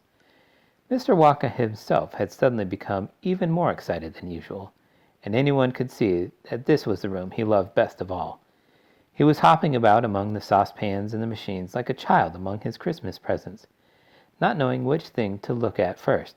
He lifted the lid from a huge pot and took a sniff. Then he rushed over and dipped a finger into a barrel of sticky yellow stuff, and he had a taste. Then he skipped across to one of the machines and turned half a dozen knobs this way and that. Then he peered anxiously through the glass door of a gigantic oven, rubbing his hands and cackling with delight at what he saw inside. Then he ran over to another machine, a small shiny affair that kept going poop, poop, poop, poop, poop, poop, poop, and every time it went poop, a large green marble dropped out of it into a basket on the floor. At least it looked like a marble. "Everlasting Gobstoppers!" cried Mr. Wonka proudly. "They're completely new. I'm inventing them for children who are given very little pocket money. You can put an everlasting gobstopper in your mouth, and you can suck it, and suck it, and suck it, and suck it, and suck it, and suck it, and it will never get any smaller." "It's like gum," cried Violet Beauregard. "It is not like gum," Mr. Wonka said. "Gum is for chewing, and if you tried chewing one of these gobstoppers, there you'd break your teeth off. But they taste terrific, and they change color once a week, and they never get any smaller. They never disappear, never. At least I don't think they do. There's one of them being tested this very moment in the testing room next door, and Oompa Loompa is sucking it. He's been sucking it for very nearly a year now without stopping, and it's still just as good as ever. Now, over here," Mr. Wonka went on, skipping excitedly across the room to the opposite wall. "Over here, I'm inventing a completely new line of Toffies." He stopped beside a large saucepan. The saucepan was full of thick, gooey, purplish treacle, boiling and bubbling. By standing on his toes, little Charlie could just see inside it. "That's hair toffee!" cried Mr. Wonka. "You eat just one tiny bit of that, and in exactly half an hour, a brand new, luscious, thick, silky, beautiful crop of hair will start growing out all over the top of your head, and a mustache, and a beard." "A beard?" cried Veruca. "Who wants a beard, for heaven's sake?" "It would suit you very well," said Mr. Wonka, "but unfortunately the mixture is not quite right yet. I've got it too strong. It works too well. I tried it on an Oompa Loompa yesterday in the testing room, and immediately a huge beard started shooting out of his chin. And the beard grew so fast that soon it was trailing all over the floor in a thick, hairy carpet. It was growing faster than we could cut it, and in the end we had to use a lawnmower to keep it in check. But I'll get the mixture right soon. And when I do, then there'll be no excuse for any more little boys and girls going about with bald heads." "But Mr. Wonka," cried Mike Tevee, "little boys and girls never do go out without—" "Don't argue, my dear child. Please don't argue," cried Mr. Wonka. "It's such a waste of precious time. Now, over here, if you will step this way, I will show you something that I am terrifically proud of. Oh, do be careful. Don't knock anything over. Stand back." Chapter 19. The Inventing Room. Everlasting Gobstoppers and Hair Toffee. Mr. Wonka led the party over to a gigantic machine that stood in the very center of the inventing room. It was a mountain of gleaming metal that towered high above the children and their parents. Out of the very top of it, there sprouted hundreds and hundreds of thin glass tubes, and the glass tubes all curled downward and came together in a bunch and hung suspended over an enormous round tub as big as a bath. "Here we go!" cried Mr. Wonka, and he pressed 3 different buttons on the side of the machine.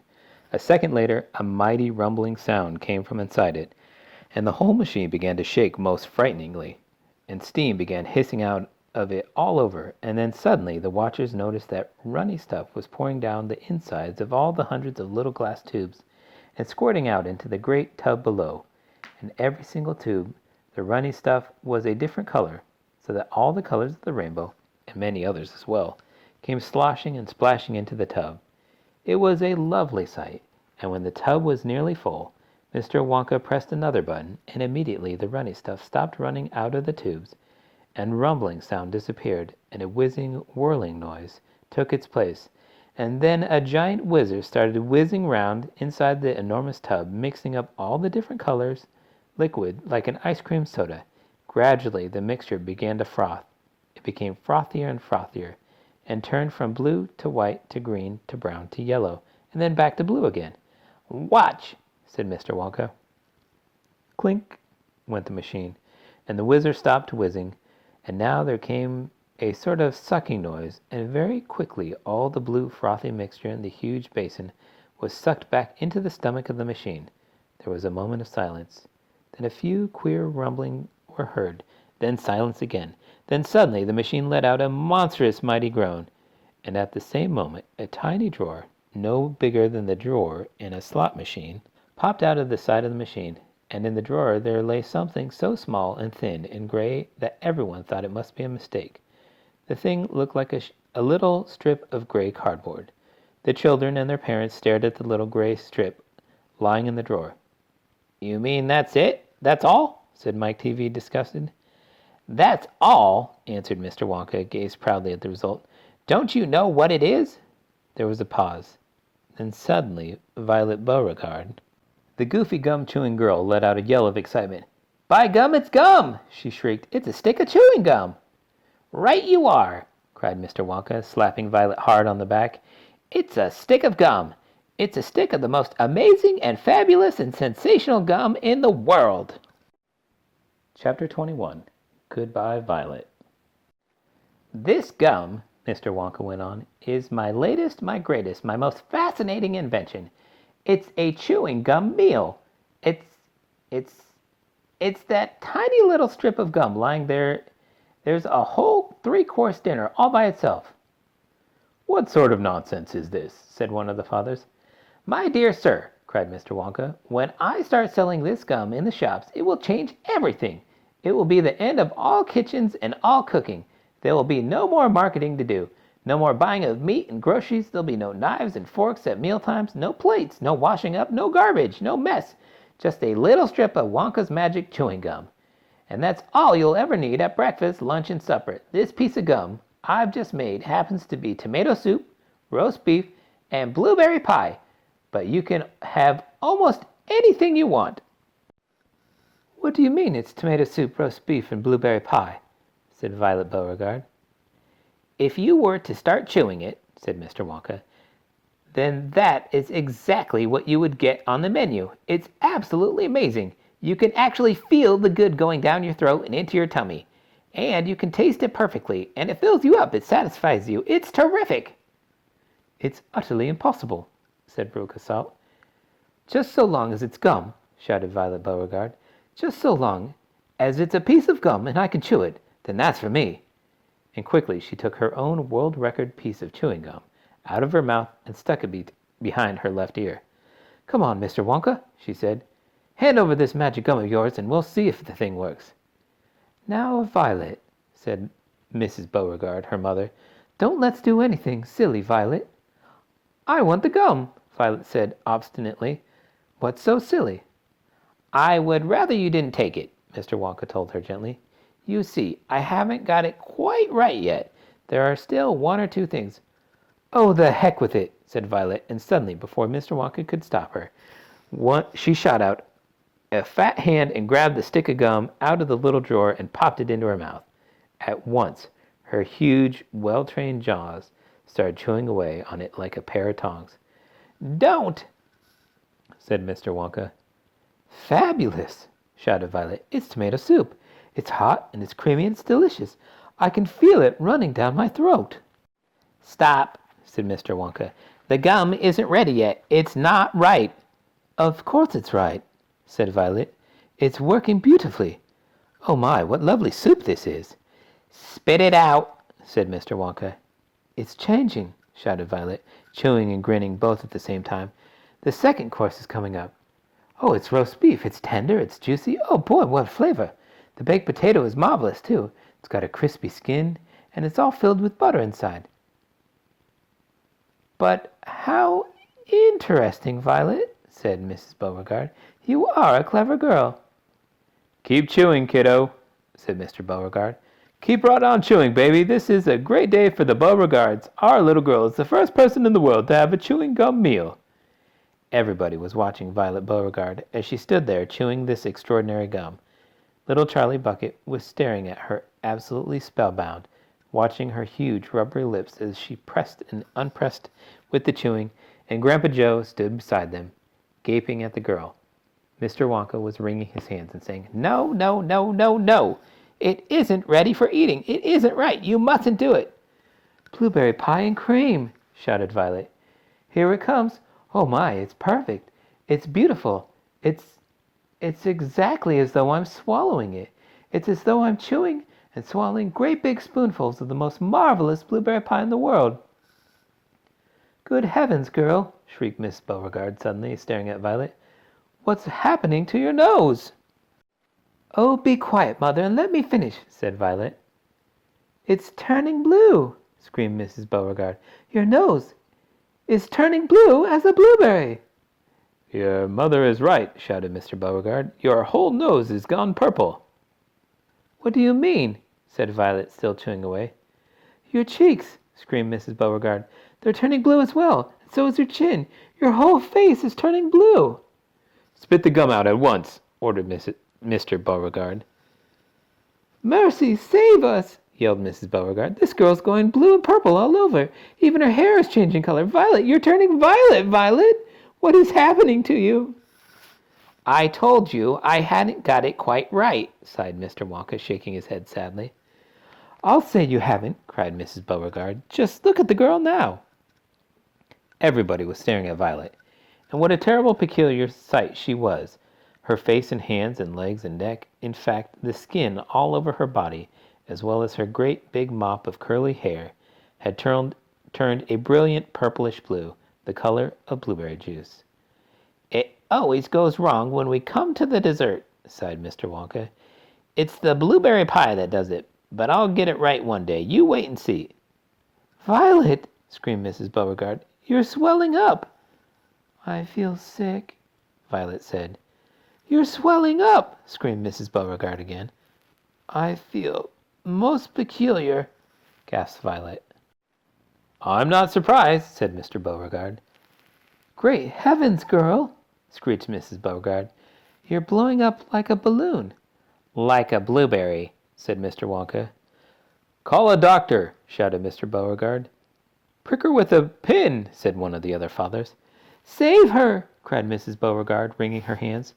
But there was no saving her now. Her body was swelling up and changing shape at such a rate that within a minute it had turned into nothing less than an enormous round blue ball, a gigantic blueberry.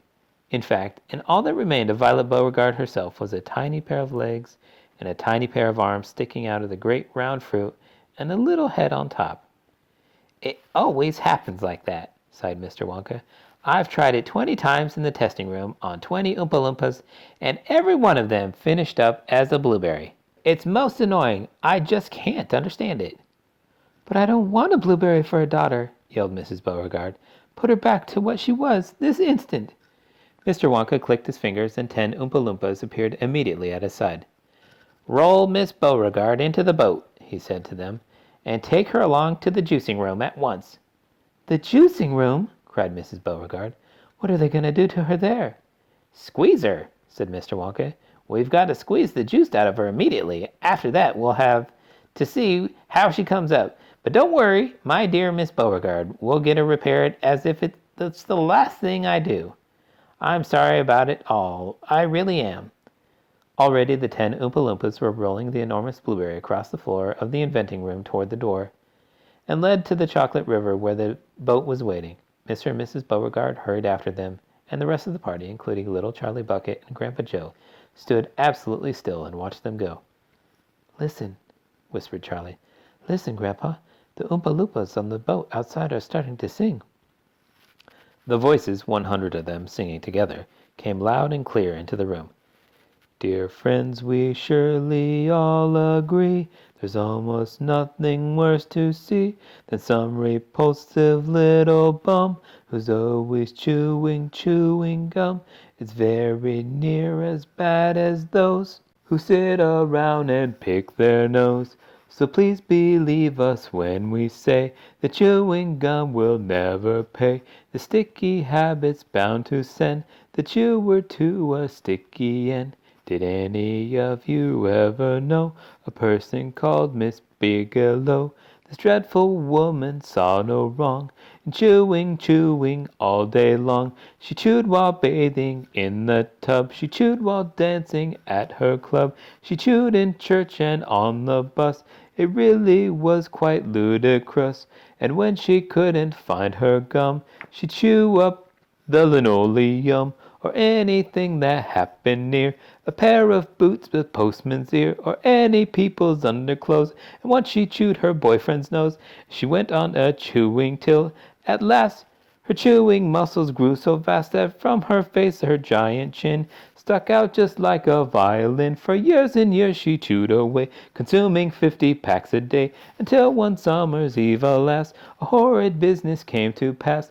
Miss Bigelow went late to bed. For half an hour she lay and read, chewing and chewing all the while, like some great clockwork crocodile. At last she put her gum away upon a special little tray, and settled back and went to sleep. She managed this by counting sheep. By now, how strange, although she slept, those massive jaws of hers still kept on chewing through the night, even with nothing there to bite. They were, you see, in such a groove, they positively had to move, and very grim it was to hear, in pitch darkness loud and clear, the sleeping woman's great big trap, opening and shutting, snap, snap, snap, faster and faster, chop, chop, chop. The noise went on, it wouldn't stop, until at last her jaws decide to pause and open extra wide, and with the most tremendous chew, they bit the lady's tongue in two. Thereafter, just from chewing gum, Miss Bigelow was always dumb, and spent her life shut up in some disgusting sanatorium. And that is why we'll try so hard to save Miss Violet Beauregard from suffering an equal fate. She's still quite young, it's not too late, provided she survives the curve. We sure hope she does, we can't be sure. Chapter 22. Along the Corridor. Well, well, well, sighed Mr. Willy Wonka. 2 naughty little children gone, 3 good little children left. I think we'd better get out of this room quickly before we lose anyone else. But Mr. Wonka, said Charlie Bucket anxiously, will Violet Beauregard ever be right again, or will she always be a blueberry? They'll dejuice her in no time flat, declared Mr. Wonka. They'll roll her into the dejuicing machine, and she'll come out just as thin as a whistle. But will she still be blue all over? Asked Charlie. She'll be purple, cried Mr. Wonka, a fine rich purple from head to toe. And there you are. That's what comes from chewing disgusting gum all day long. And if you think gum is so disgusting, said Mike Tevee, then why do you make it in your factory? I do wish you wouldn't mumble, said Mr. Wonka. I can't hear a word you're saying. Come on, off we go. Hurry up, follow me. We're going into the corridors again. And so saying, Mr. Wonka scuttled across the far end of the inventing room and went out through a small secret door hidden behind a lot of pipes and stoves. The 3 remaining children, Veruca Salt, Mike Tevee, and Charlie Bucket, together with the 5 remaining grown-ups, followed after him. Charlie Bucket saw that they were now back in one of those long pink corridors with many other pink corridors leading out of it. Mr. Wonka was rushing along in front, turning left and right and left, and Grandpa Joe was saying, "Keep a good hold on my hand, Charlie. It would be terrible to get lost in here." Mr. Wonka was saying, "No time for anyone messing about. We'll never get anywhere at this rate we've been going." And on he rushed down the endless pink corridors, with his black top hat perched on top of his head, and his plum-colored velvet coat-tails flying out behind him like a flag in the wind. They passed another door, then another, and another.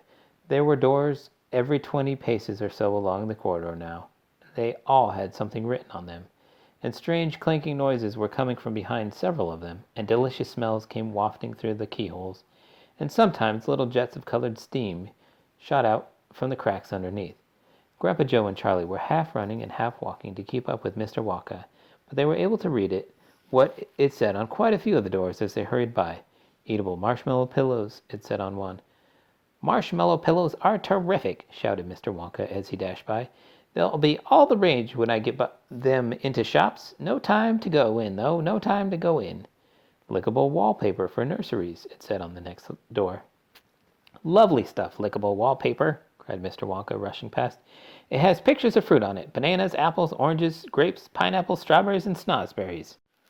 Snozberries, said Mike Tevee. Don't interrupt, said Mr. Wonka. The wallpaper has pictures of all these fruits printed on it. And when you lick a picture of a banana, it tastes like a banana. When you lick a strawberry, it tastes a strawberry. When you lick a snozberry, it tastes just exactly like a snozberry. But what does a snozberry taste like? You're mumbling again, said Mr. Wonka. Speak louder next time. On we go, hurry up. Hot ice creams for cold days, it said on the next door. Extremely useful in the winter, said Mr. Wonka, rushing on. Hot ice cream warms you up no end in freezing weather. I also make hot ice cubes for putting in hot drinks. Hot ice cubes make hot drinks hotter. Cows that give chocolate milk, it said on the next door.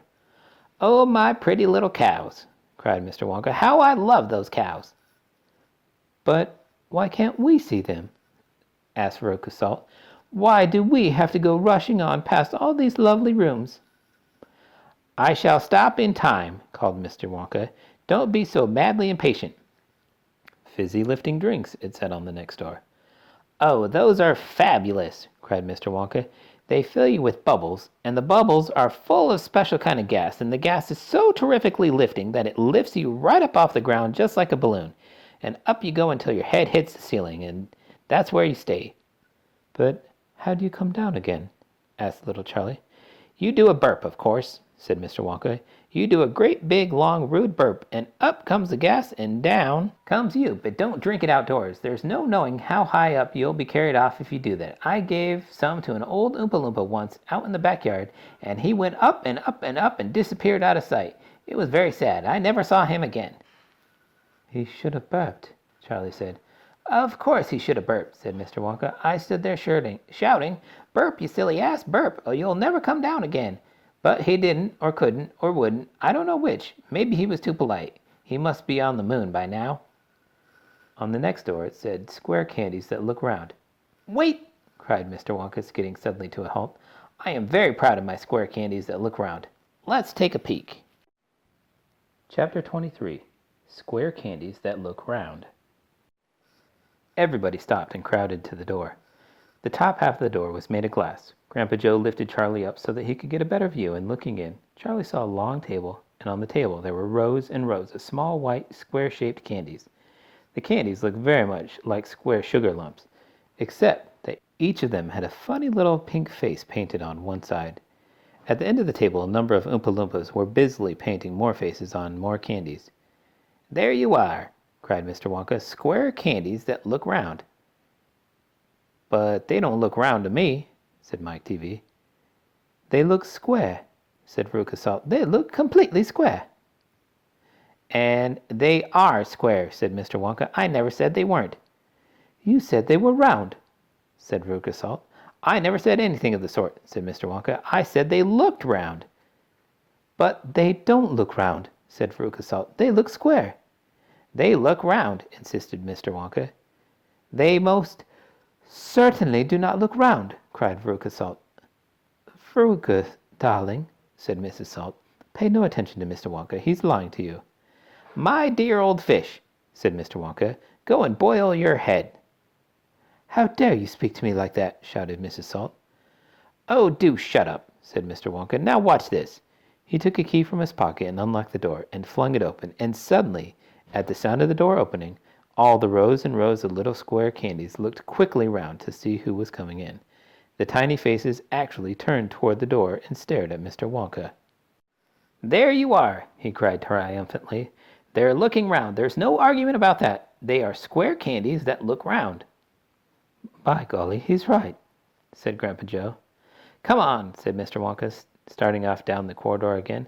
On we go. We mustn't dawdle. Butterscotch and butter gin, it said on the next door they passed. Now that sounds a bit more interesting, said Mr. Salt, Veruca's father. Glorious stuff, said Mr. Wonka. The Oompa Loompas all adore it. It makes them tiddy even. You can hear them all in there now, whooping it up. Shrieks of laughter and snatches of singing could be heard coming through the closed door. "They're drunk as lords," said Mr. Wonka. "They're drinking butterscotch and soda. They like that best of all. Butter gin and tonic is also very popular. Follow me, please. We really mustn't keep stopping like this." He turned left. He turned right.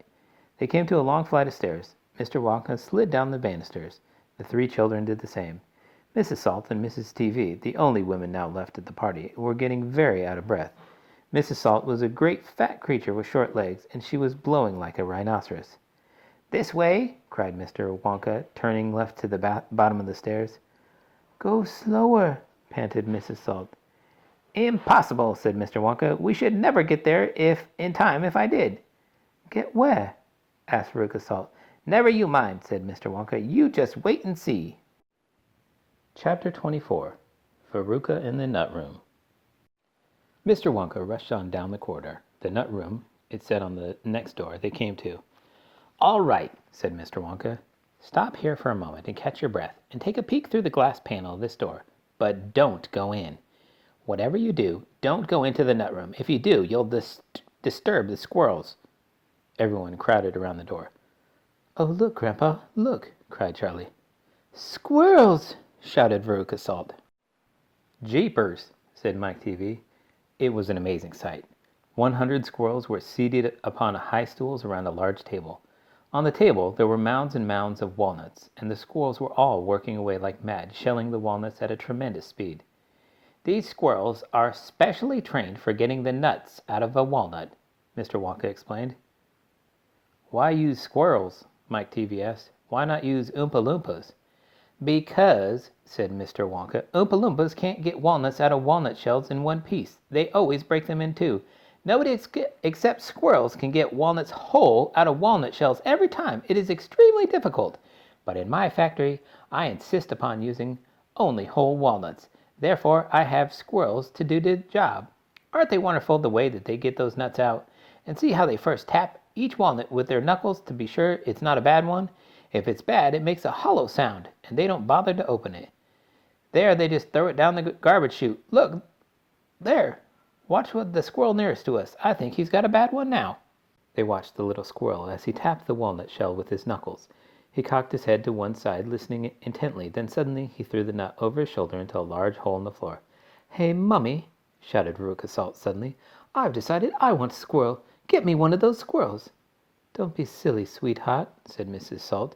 "These all belong to Mr. Wonka." "I don't care about that," shouted Veruca. "I want one. All I've got at home is 2 dogs and 4 cats, 6 bunny rabbits, 2 parakeets and 3 canaries, and a green parrot and a turtle and a bowl of goldfish and a cage of white mice and a silly old hamster. I want a squirrel."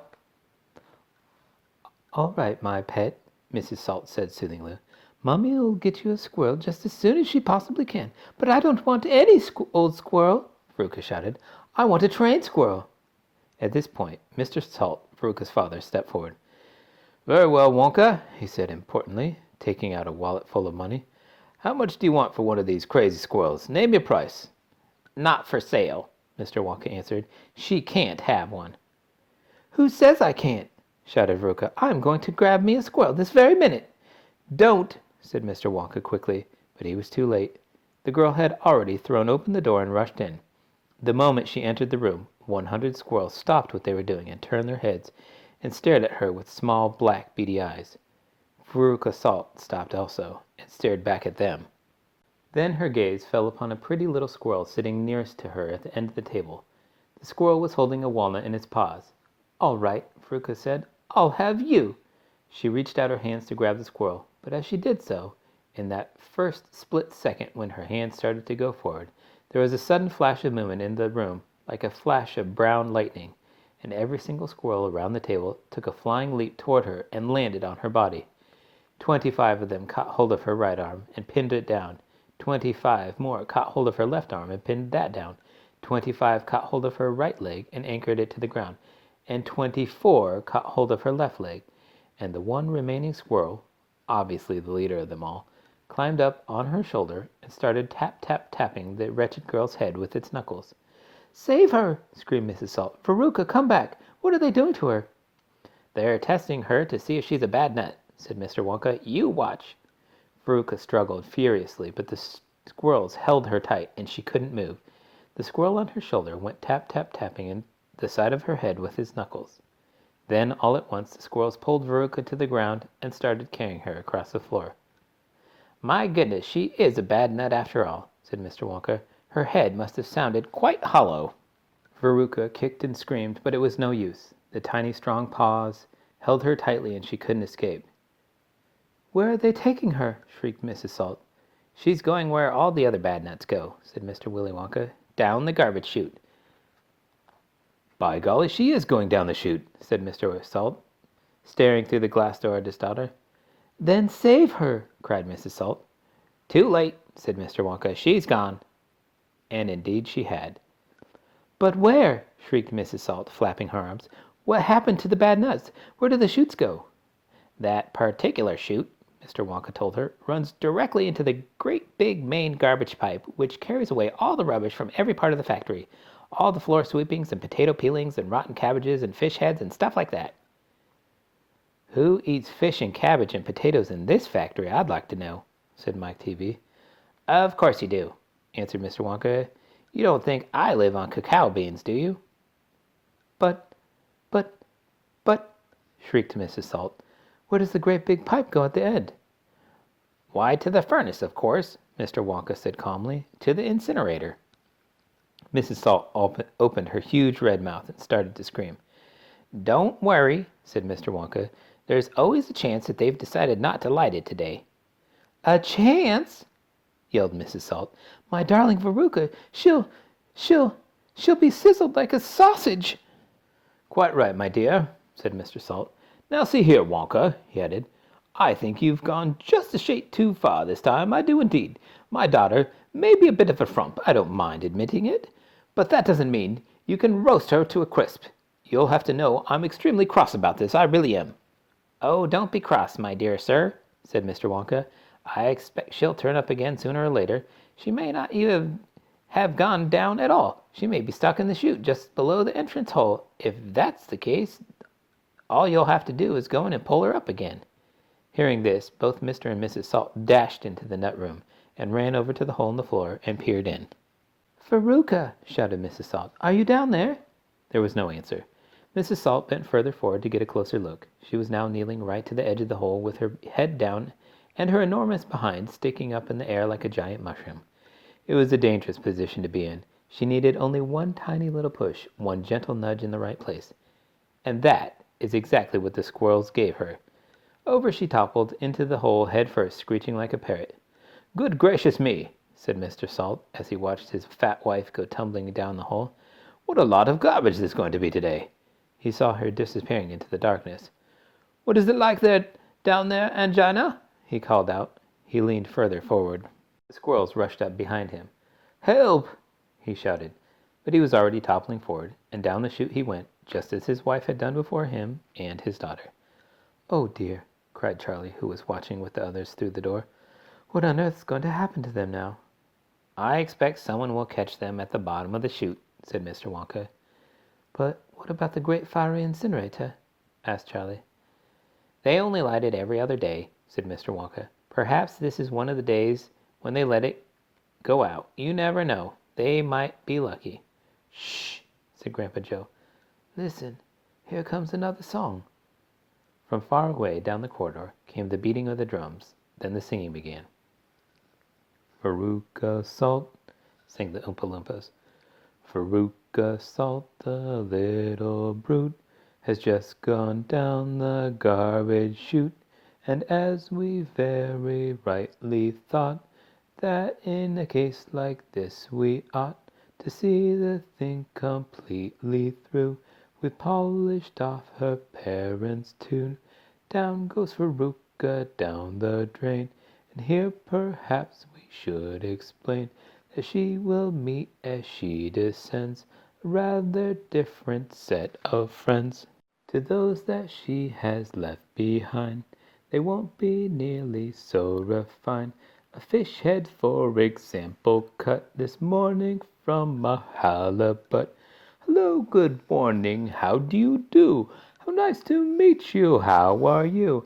And then a little further down, A mass of others gather round, a bacon rind, some rancid lard, a loaf of bread gone stale and hard, a steak that nobody could chew, an oyster from an oyster stew, some liverwurst so old and gray, one smelled it from a mile away, a rotten nut, a reeky pear, a thing the cat left on the stair, and lots of other things as well, each with a rather horrid smell.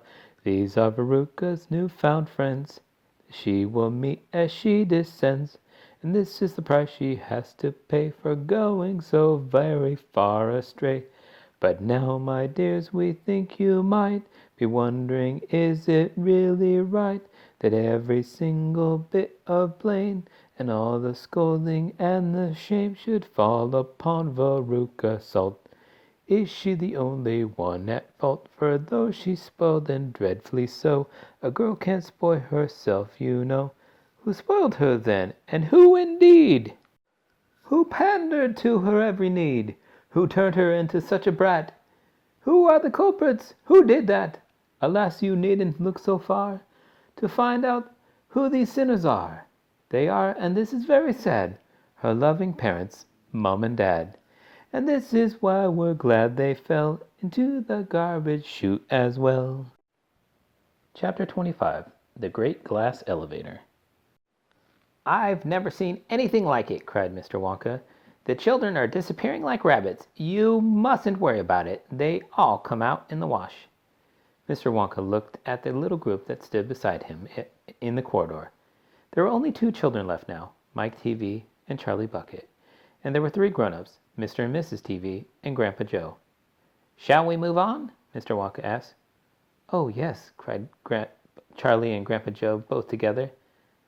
"My feet are getting tired," said Mike Tevee. "I want to watch television."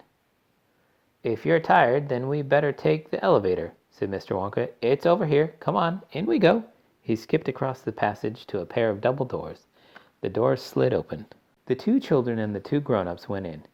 "Now then," cried Mr. Wonka, "which button shall we press? You take your pick." Charlie Bucket stared round him in astonishment. This was the craziest elevator he had ever seen.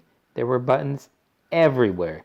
The walls and even the ceiling were covered all over with rows and rows of small black push buttons. There must have been 1,000 of them on each wall and another 1,000 on the ceiling. And now Charlie noticed that every single button had a tiny printed label beside it telling you which room you would be taken to if you pressed it. "This isn't just an ordinary up and down elevator," announced Mr. Wonka proudly. "This elevator can go sideways and long ways and slantways and any other way you can think of. It can visit any single room in the whole factory, no matter where it is. You simply press the button and zing, you're off." "Fantastic," murmured Grandpa Joe. His eyes were shining with excitement as he stared at the rows and rows of buttons. "The whole elevator is made of thick, clear glass," Mr. Wonka declared. "Walls, doors, ceiling, floor, everything is made of glass so that you can see out." "But there's nothing to see," said Mike Tevee. "Choose a button," said Mr. Wonka. "The 2 children may press 1 button each, so take your pick. Hurry up. In every room something delicious and wonderful is being made." Quickly, Charlie started reading some of the labels alongside the buttons. "The Rock Candy Mine, 10,000 feet deep," it said on one. "Cockernut Ice Skating Rinks," it said on the other. Then, "Strawberry Juice, Water Pistols, Toffee Apple Trees for planting out in your garden, all sizes, Exploding Candy for your enemies, Luminous Lollies for eating in bed at night, Mint Jujubes for the boy next door, they'll give him greener teeth for a month, Cavity-filling caramels, no more dentist, Stickjaw for talkative parents, Wriggle Sweets that wriggle delightfully in your tummy after swallowing, Invisible Chocolate Bars for eating in class, Candy-coated pencils for sucking, Fizzy Lemonade swimming pools, Magic Hand Fudge, when you hold it in your hand, you taste it in your mouth, Rainbow Drops, suck on them and you can spit in 6 different colors." Come on, cried Mr. Wonka. "We can't wait all day." "Isn't there a television room in all this lot?" asked Mike Tevee. "Certainly there's a television room," Mr. Wonka said. "That button over there." He pointed with his finger. Everybody looked. "Television chocolate," it said on the tiny label beside the button. "Whoopee!" shouted Mike Tevee. "That's for me." He stuck out his thumb and pressed the button. Instantly, there was a tremendous whizzing noise. The doors clanged shut, and the elevator leaped away as though it had been stung by a wasp. But it leapt sideways, and all the passengers, except Mr. Wonka, who was holding onto a strap from the ceiling, were flung off their feet and onto the floor. Get up, cried Mr. Wonka, roaring with laughter. But just as they were staggering to their feet, the elevator changed directions and swerved violently round a corner, and over they went once more. Help! shouted Mrs. Tevee. Take my hand, madam, said Mr. Wonka gallantly. There you are. Now grab this strap. Everybody grab a strap. The journey's not over yet. Old Grandpa Joe staggered to his feet and caught hold of a strap. Little Charlie, who couldn't possibly reach as high as that, put his arm around Grandpa Joe's legs and hung on tight. The elevator rushed on at the speed of a rocket. Now it was beginning to climb. It was shooting up and up and up on a steep slanted course as if it were climbing a very steep hill. Then suddenly, as though it had come to the top of the hill and gone over a precipice, it dropped like a stone, and Charlie felt his tummy coming right up into his throat.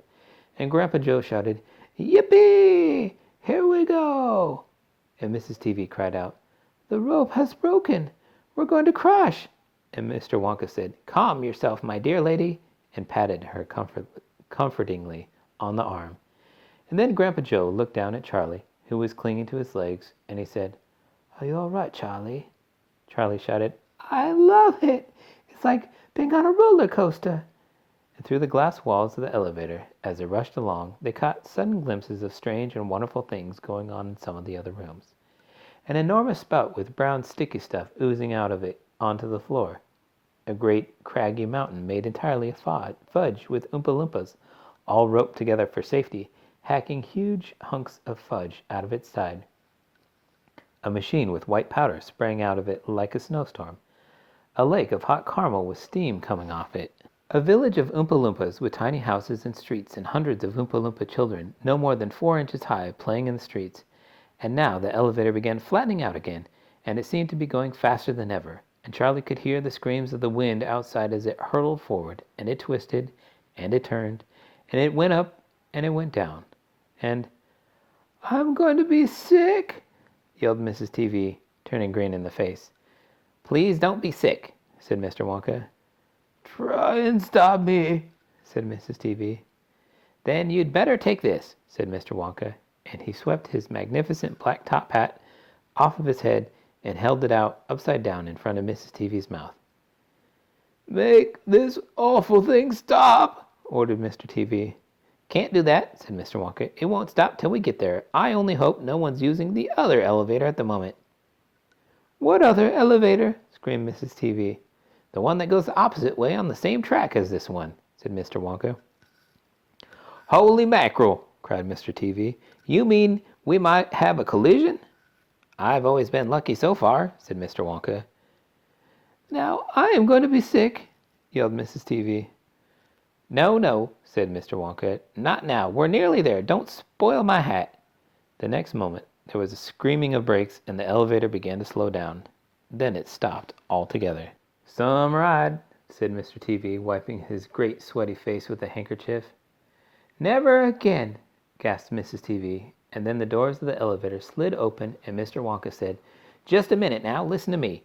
I want everybody to be very careful in this room. There is dangerous stuff around in here, and you must not tamper with it. Chapter 26. The Television Chocolate Room.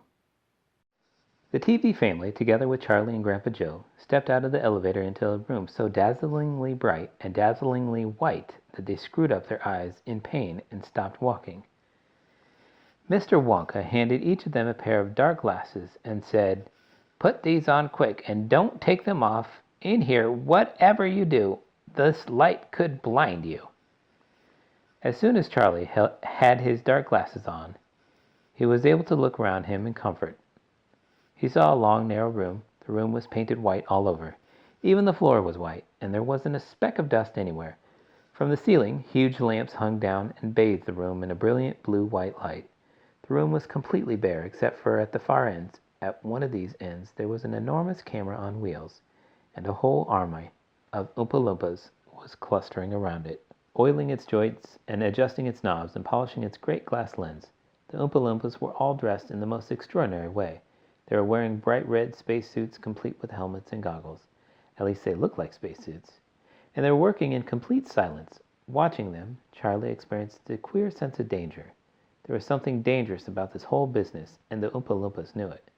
There was no chattering or singing among them here, and they moved about over the huge black camera slowly and carefully in their scarlet spacesuits. At the other end of the room, about 50 paces away from the camera, a single Oompa Loompa, also wearing a spacesuit, was sitting at a black table, gazing at the screen of a very large television set. "Here we go," cried Mr. Wonka, hopping up and down with excitement. "This is the testing room for my very latest and greatest invention, television chocolate." "But what is television chocolate?" asked Mike Tevee. "Good heavens, child, stop interrupting me," said Mr. Wonka. "It works by television. I don't like television myself. I suppose it's all right in small doses, but children never seem to be able to take it in small doses. They want to sit there all day long staring and staring at the screen." "That's me," said Mike Tevee. "Shut up," said Mr. Tevee. "Thank you," said Mr. Wonka. "I shall now tell you how this amazing television set of mine works. But first of all, do you know how ordinary television works? It is very simple. At one end, where the picture is being taken, you have a large movie camera, and you start photographing something. The photographs are then split up into millions of tiny little pieces, which are so small that you can't see them, and these little pieces are shot out into the sky by electricity. In the sky, they go whizzing around all over the place until suddenly they hit the antenna on the roof of somebody's house. Then they go flashing down the wire that leads right into the back of the television set, and there they get jiggled and joggled around until at last every single one of those millions of tiny pieces is fitted back into its right place, just like a jigsaw puzzle, and presto, the photograph appears on the screen."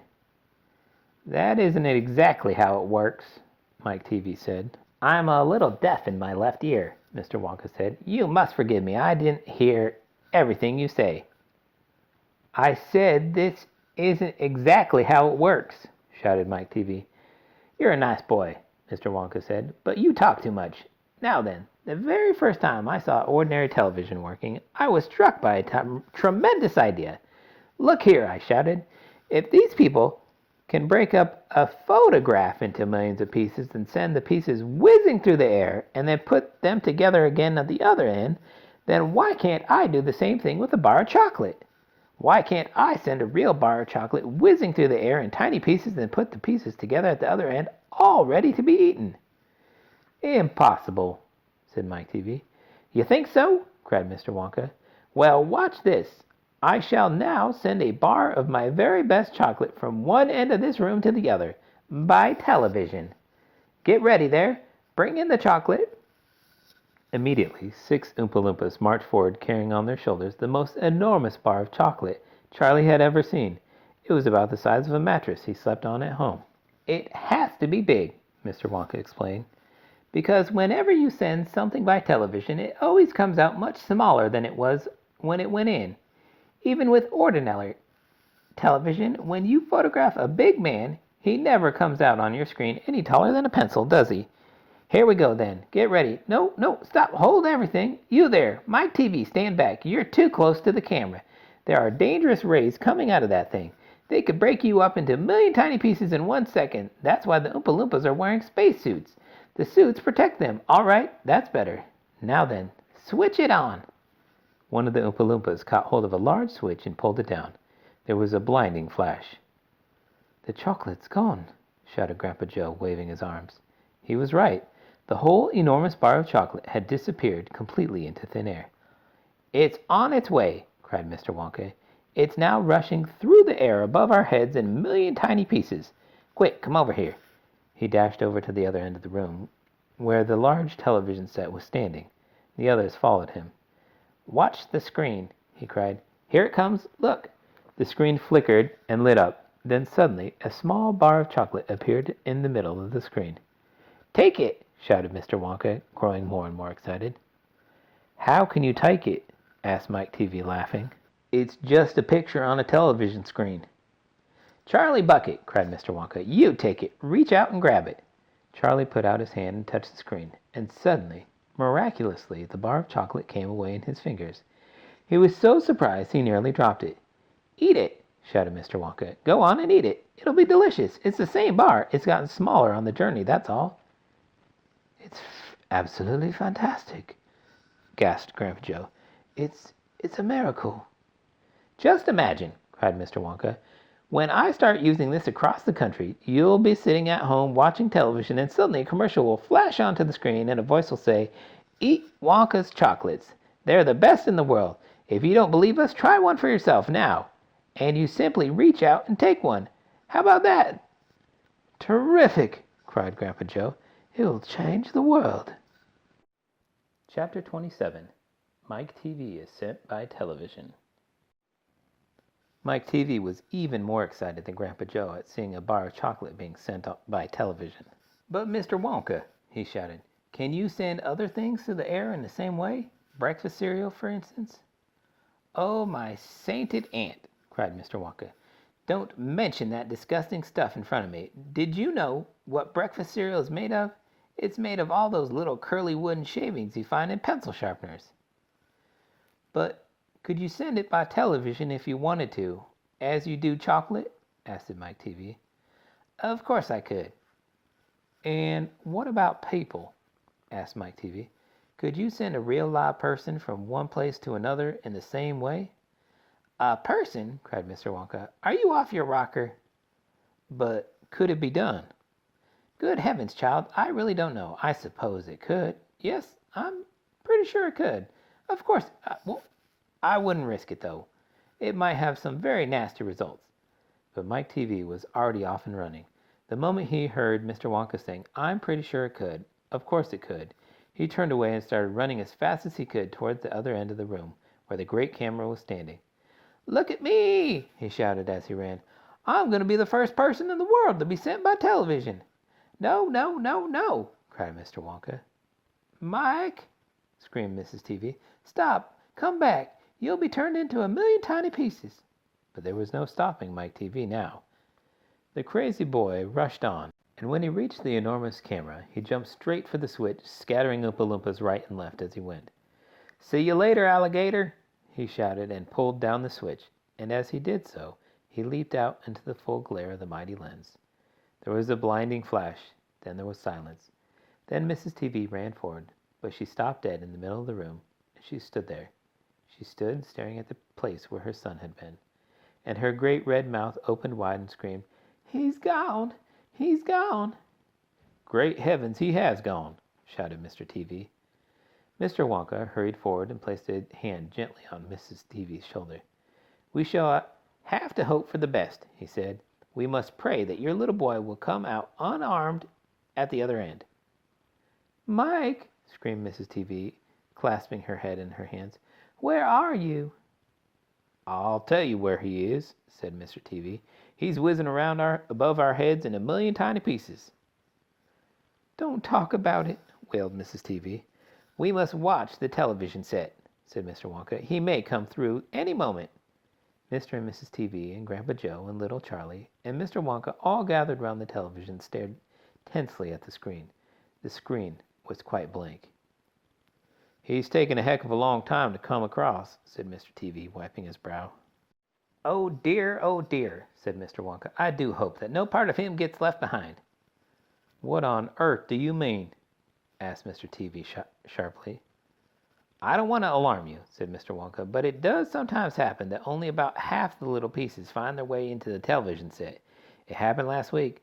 I don't know why, but the result was that only half a bar of chocolate came through." Mrs. Tevee let out a scream of horror. "You mean only half of Mike is coming back to us?" she cried. "Let's hope it's the top half," said Mr. Tevee. "Hold everything," said Mr. Wonka. "Watch the screen. Something's happening." The screen had suddenly begun to flicker. Then some wavy lines appeared. Mr. Wonka adjusted one of the knobs and the wavy lines went away. And now, very slowly, the screen began to get brighter and brighter. "Here he comes," yelled Mr. Wonka. "Yes, that's him all right." "Is he all in one piece?" cried Mrs. Tevee.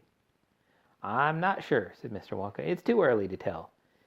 Faintly at first, but becoming clearer and clearer every second, the picture of Mike Tevee appeared on the screen.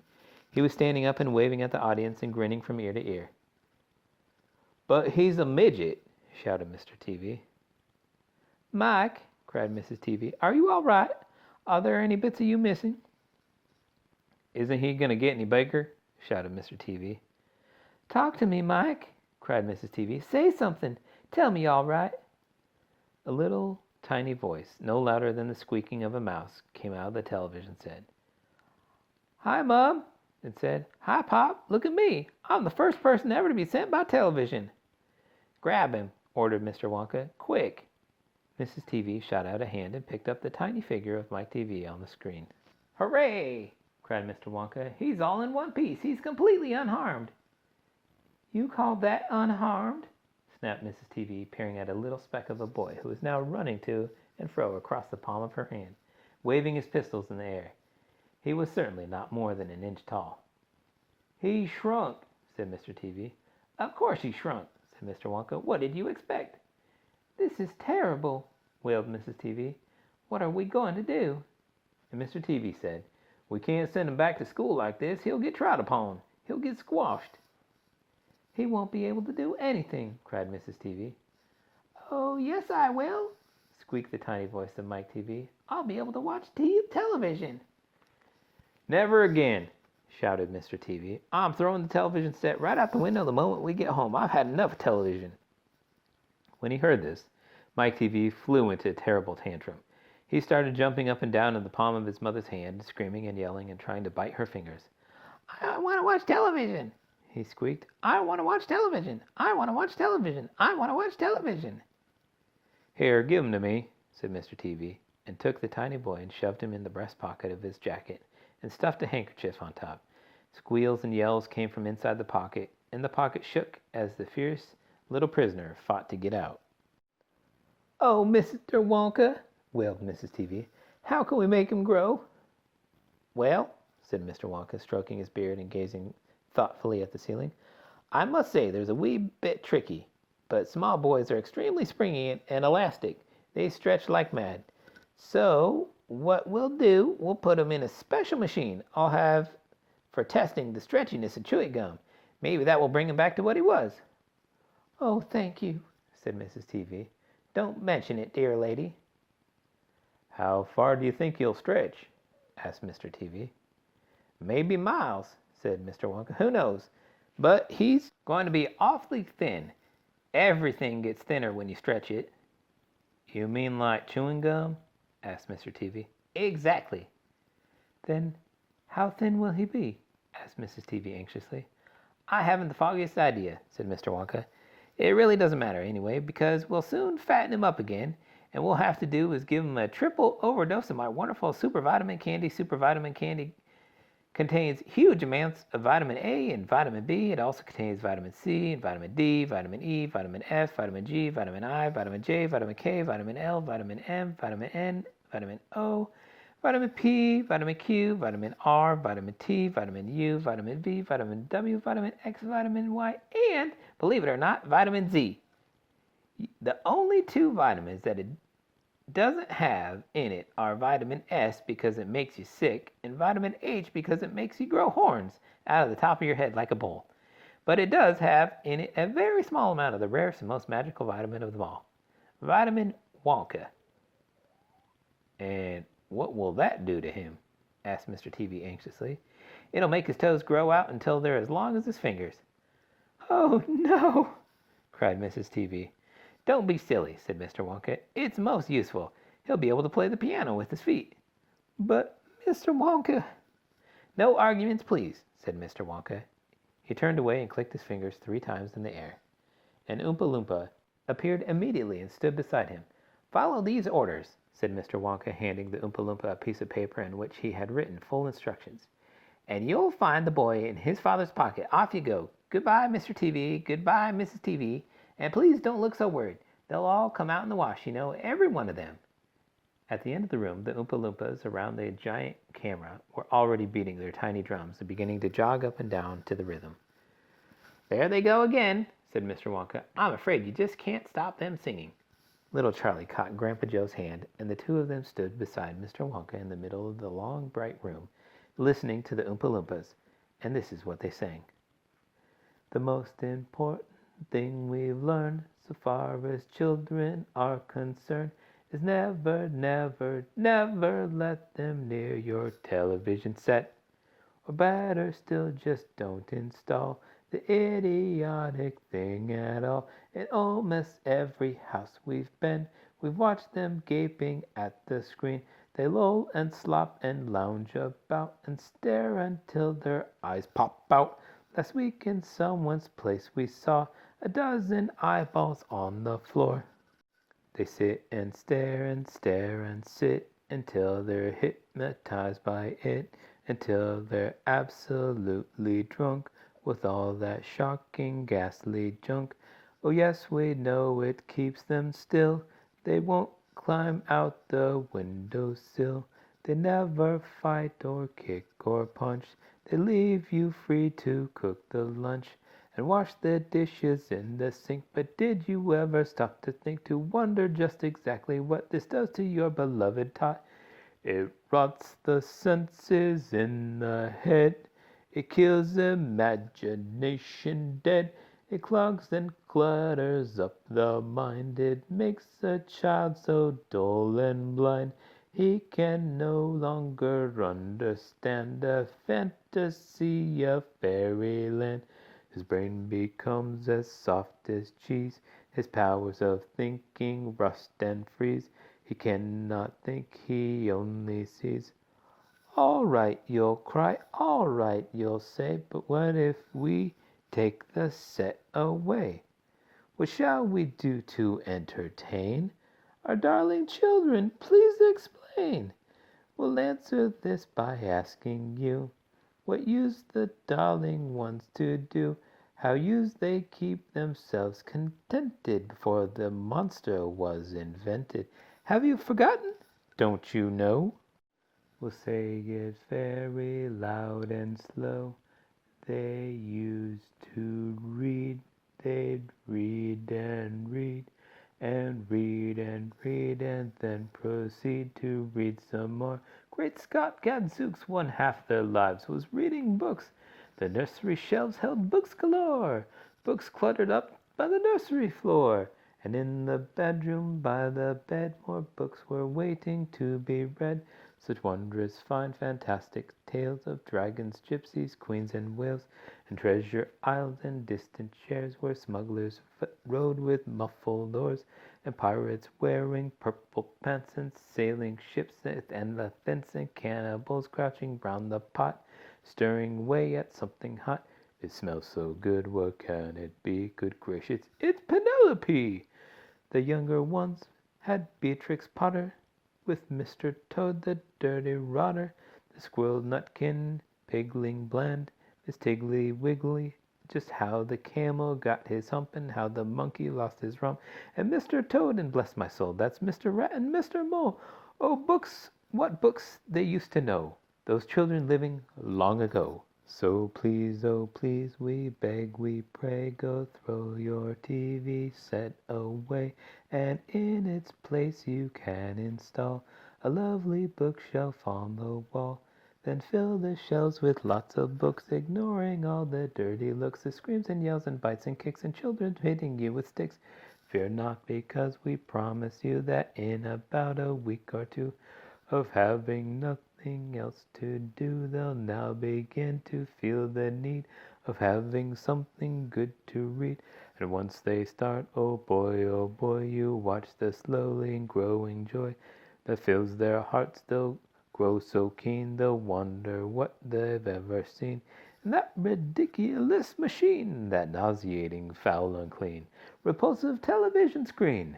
And later, each and every kid will love you more for what you did. P.S. Regarding Mike Tevee, we shall regret that we shall simply have to wait and see if we can get him back his height, but if we can't, it serves him right. Chapter 28. Only Charlie Left. Which room shall it be next? Said Mr. Wonka as he turned away and darted up into the elevator. Come on, hurry up, we must get going. How many children are there left now? Little Charlie looked at Grandpa Joe, and Grandpa Joe looked back at Little Charlie. But, Mr. Wonka, Grandpa Joe called after him, there's only Charlie left now. Mr. Wonka swung round and stared at Charlie. There was a silence. Charlie stood there holding tightly onto Grandpa Joe's hand. You mean you're the only one left? Mr. Wonka said, pretending to be surprised. Why, yes, whispered Charlie. Yes. Mr. Wonka suddenly exploded with excitement. But my dear boy, he cried out, that means you've won. He rushed out of the elevator and started shaking Charlie's hand so furiously it nearly came off. Oh, I do congratulate you, he cried. I really do. I'm absolutely delighted. It couldn't be better. How wonderful this is. I had a hunch, right from the beginning, that it was going to be you. Well done, Charlie, well done. This is terrific. Now the fun is really going to start. But we mustn't dilly. There is not even less time to lose now than there was before. We have an enormous number of things to do before the day is out. Just think of the arrangements that have to be made, and the people we have to fetch. But lucky for us, we have a great glass elevator to speed things up. Jump in, my dear Charlie, jump in. You too, Grandpa Joe, sir. No, after you. That's the way. Now then, this time I shall choose the button we are going to press. Mr. Wonka's bright, twinkling blue eyes rested for a moment on Charlie's face. Something crazy is going to happen now, Charlie thought. But he wasn't frightened. He wasn't even nervous. He was just terribly excited. And so was Grandpa Joe. The old man's face was shining with excitement as he watched every move that Mr. Wonka made. Mr. Wonka was reaching for a button high up on the glass ceiling of the elevator. Charlie and Grandpa Joe both craned their neck and read what it said at the label beside the button. It said, Up and Out. Up and out, thought Charlie. What sort of room is that? Mr. Wonka pressed the button. The glass door closed. Hold on, cried Mr. Wonka. Then wham! The elevator shot straight up like a rocket. Yippee! Shouted Grandpa Joe. Charlie was clinging to Grandpa Joe's legs, and Mr. Wonka was holding onto a strap from the ceiling, and up they went. Up, straight up this time with no twistings or turnings, and Charlie could hear the whistling of the air outside as the elevator went faster and faster.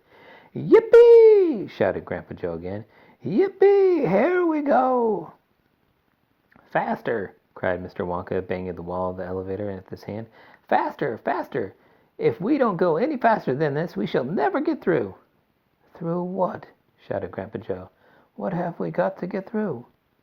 Aha! Cried Mr. Wonka. You wait and see. I've been longing to press this button for years, but I've never done it until now. I was tempted many times. Oh, yes, I was tempted. But couldn't bear the thought of making a great big hole in the roof of the factory. Here we go, boys, up and out. But you don't mean, shouted Grandpa Joe, you don't really mean that this elevator... Oh, yes, I do, answered Mr. Wonka. You wait and see. Up and out. But it's made of glass, shouted Grandpa Joe. It'll break into a million pieces. I suppose it might, said Mr. Wonka cheerfully as ever. But it's pretty thick glass all the same. The elevator rushed on, going up and up and up, faster and faster and faster. Then suddenly, crash! And the most tremendous noise of splintering wood and broken tiles came from directly above their heads. And Grandpa Joe shouted, Help! It's the end! We're done for! And Mr. Wonka said, No, we're not. We're through. We're out. Sure enough, the elevator had shot right up through the roof of the factory and was now rising into the sky like a rocket. And the sunshine was pouring in through the glass roof. In 5 seconds, there were 1,000 feet up in the sky. The elevator's gone mad, shouted Grandpa Joe. Have no fear, my dear sir, said Mr. Wonka calmly, and he pressed another button. The elevator stopped. It stopped and hung in midair, hovering like a helicopter, hovering over the factory and over the very town itself, which lay spread out below them like a picture postcard. Looking down through the glass floor on which he was standing, Charlie could see the small, faraway houses and the streets and the snow that lay thickly over everything. It was an eerie and frightening feeling to be standing on clear glass high up in the sky. It made you feel that you weren't standing on anything at all. Are we all right? Cried Grandpa Joe. How does this thing stay up? Candy power, said Mr. Wonka. 1,000,000 candy power. Oh, look, he cried, pointing down. There go the other children. They're returning home. Chapter 29. The Other Children Go Home. We must go down and take a look at our little friends before we do anything else, said Mr. Wonka. He pressed a different button, and the elevator dropped lower, and soon it was hovering just above the entrance gate to the factory. Looking down now, Charlie could see the children and their parents standing in a little group just inside the gates. I can't see only 3, he said. Who's missing? I expect it's Mike Tevee, said Mr. Wonka, but he'll be coming along soon. Do you see the trucks? Mr. Wonka pointed to a line of gigantic covered vans parked in a line nearby. Yes, Charlie said. What are they for? Don't you remember what it said on the golden ticket? Every child goes home with a lifetime supply of candy. There's one truckload for each of them, loaded to the brim. Aha! Mr. Wonka went on. There goes our friend Augustus Gloop. Do you see him? He's getting into the first truck with his mother and father. You mean he's really all right? Asked Charlie, astonished. Even after going up that awful pipe? He's very much all right, said Mr. Wonka.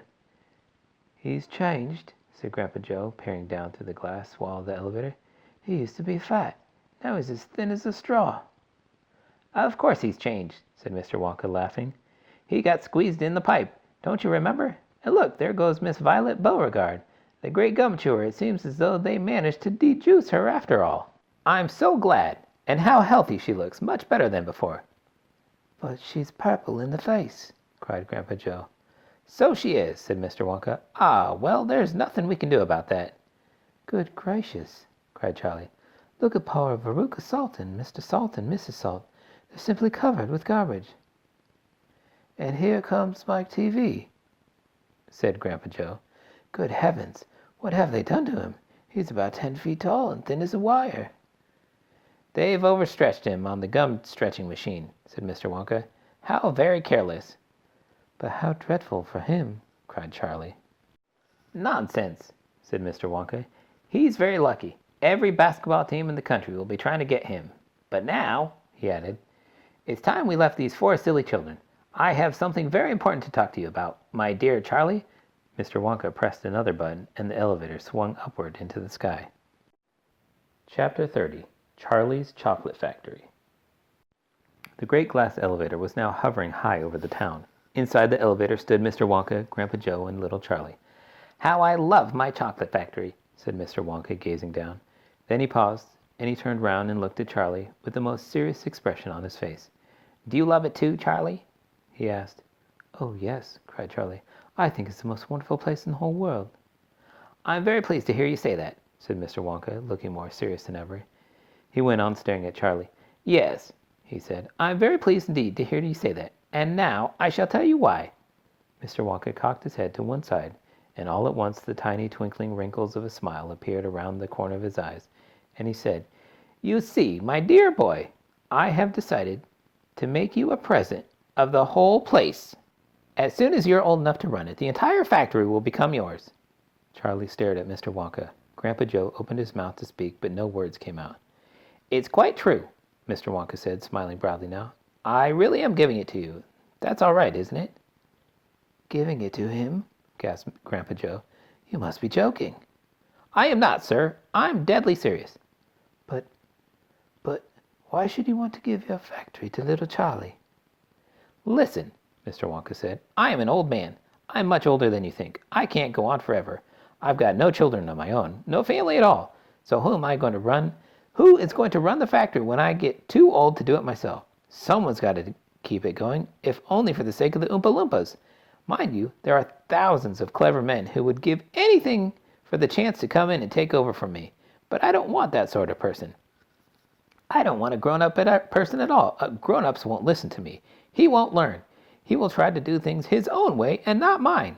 So I have to have a child. I want a good, sensible, loving child, one to whom I can tell all my most precious candy-making secrets while I'm still alive. So that is why you sent out the golden tickets, cried Charlie. Exactly, said Mr. Wonka. I decided to invite 5 children to the factory, and the one I liked best at the end of the day would be the winner. But, Mr. Wonka, stammered Grandpa Joe, do you really and truly mean that you're giving the whole of this enormous factory to little Charlie? After all, there are no time for arguments, cried Mr. Wonka. We must go at once and fetch the rest of the family, Charlie's father and his mother and anyone else that's all around. They can all live in the factory from now on. They can all help to run it until Charlie is old enough to do it by himself. Where do you live, Charlie? Charlie peered down through the glass elevator at the snow-covered houses that lay below. It's over there, he said, pointing. It's that little cottage right at the edge of town, the tiny little one. I see it, cried Mr. Wonka, and he pressed some more buttons, and the elevator shot down towards Charlie's house. I'm afraid my mother won't come with us, Charlie said sadly. Why ever not? Because she won't leave Grandma Josephine and Grandma Georgina and Grandpa George. But they must come too. They can't, Charlie said. They're very old, and they haven't been out of bed for 20 years.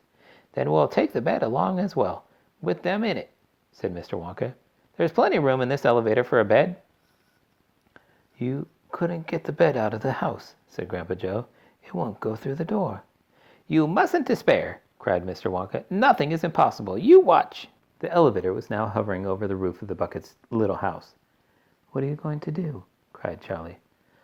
I'm going right on in to fetch them, said Mr. Wonka. How? Asked Grandpa Joe.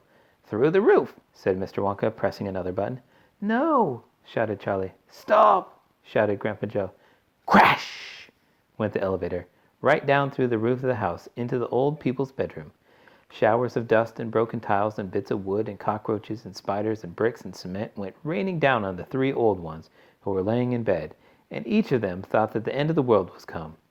Grandma Georgina fainted. Grandma Josephine dropped her false teeth. Grandpa George put his head under the blanket, and Mr. and Mrs. Bucket came rushing in from the next room. Save us, cried Grandma Josephine. Calm yourself, my darling wife, said Grandpa Joe, stepping out of the elevator. It's only us. Mother, cried Charlie, rushing into Mrs. Bucket's arms. Mother, listen to what has happened. We're all going to live into Mr. Wonka's factory, and we're going to help him run it, and he is giving it all to me, and... What are you talking about? Said Mrs. Bucket. Just look at our house, cried poor Mr. Bucket. It's in ruins. My dear sir, said Mr. Wonka, jumping forward and shaking Mr. Bucket warmly by the hand, I'm so very glad to meet you. You mustn't worry about your house. From now on, you're never going to need it again anyway. Who is this crazy man? Screamed Grandma Josephine. He could have killed us all. This, said Grandpa Joe, is Mr. Willy Wonka himself. It took quite a time for Grandpa Joe and Charlie to explain to everyone exactly what had been happening to them all day. And even then, they were all refused to ride back to the factory in the elevator. I'd rather die in my bed, shouted Grandma Josephine. So would I, cried Grandma Georgina. I refuse to go, announced Grandpa George. So Mr. Wonka and Grandpa Joe and Charlie, taking no notice of their screams, simply pushed the bed into the elevator. They pushed Mr. and Mrs. Bucket in after it. Then they got in themselves. Mr. Wonka pressed a button. The doors closed. Grandma Georgina screamed, and the elevator rose off the floor and shot through the hole in the roof out into the open sky. Charlie climbed onto the bed and tried to calm the three old people who were still petrified with fear. Please don't be frightened, he said. It's quite safe, and we're going to the most wonderful place in the world. Charlie's right, said Grandpa Joe. When will there be anything to eat when we get there? Asked Grandma Josephine. I'm starving. The whole family is starving. Anything to eat? Cried Charlie, laughing. Oh, you just wait and see,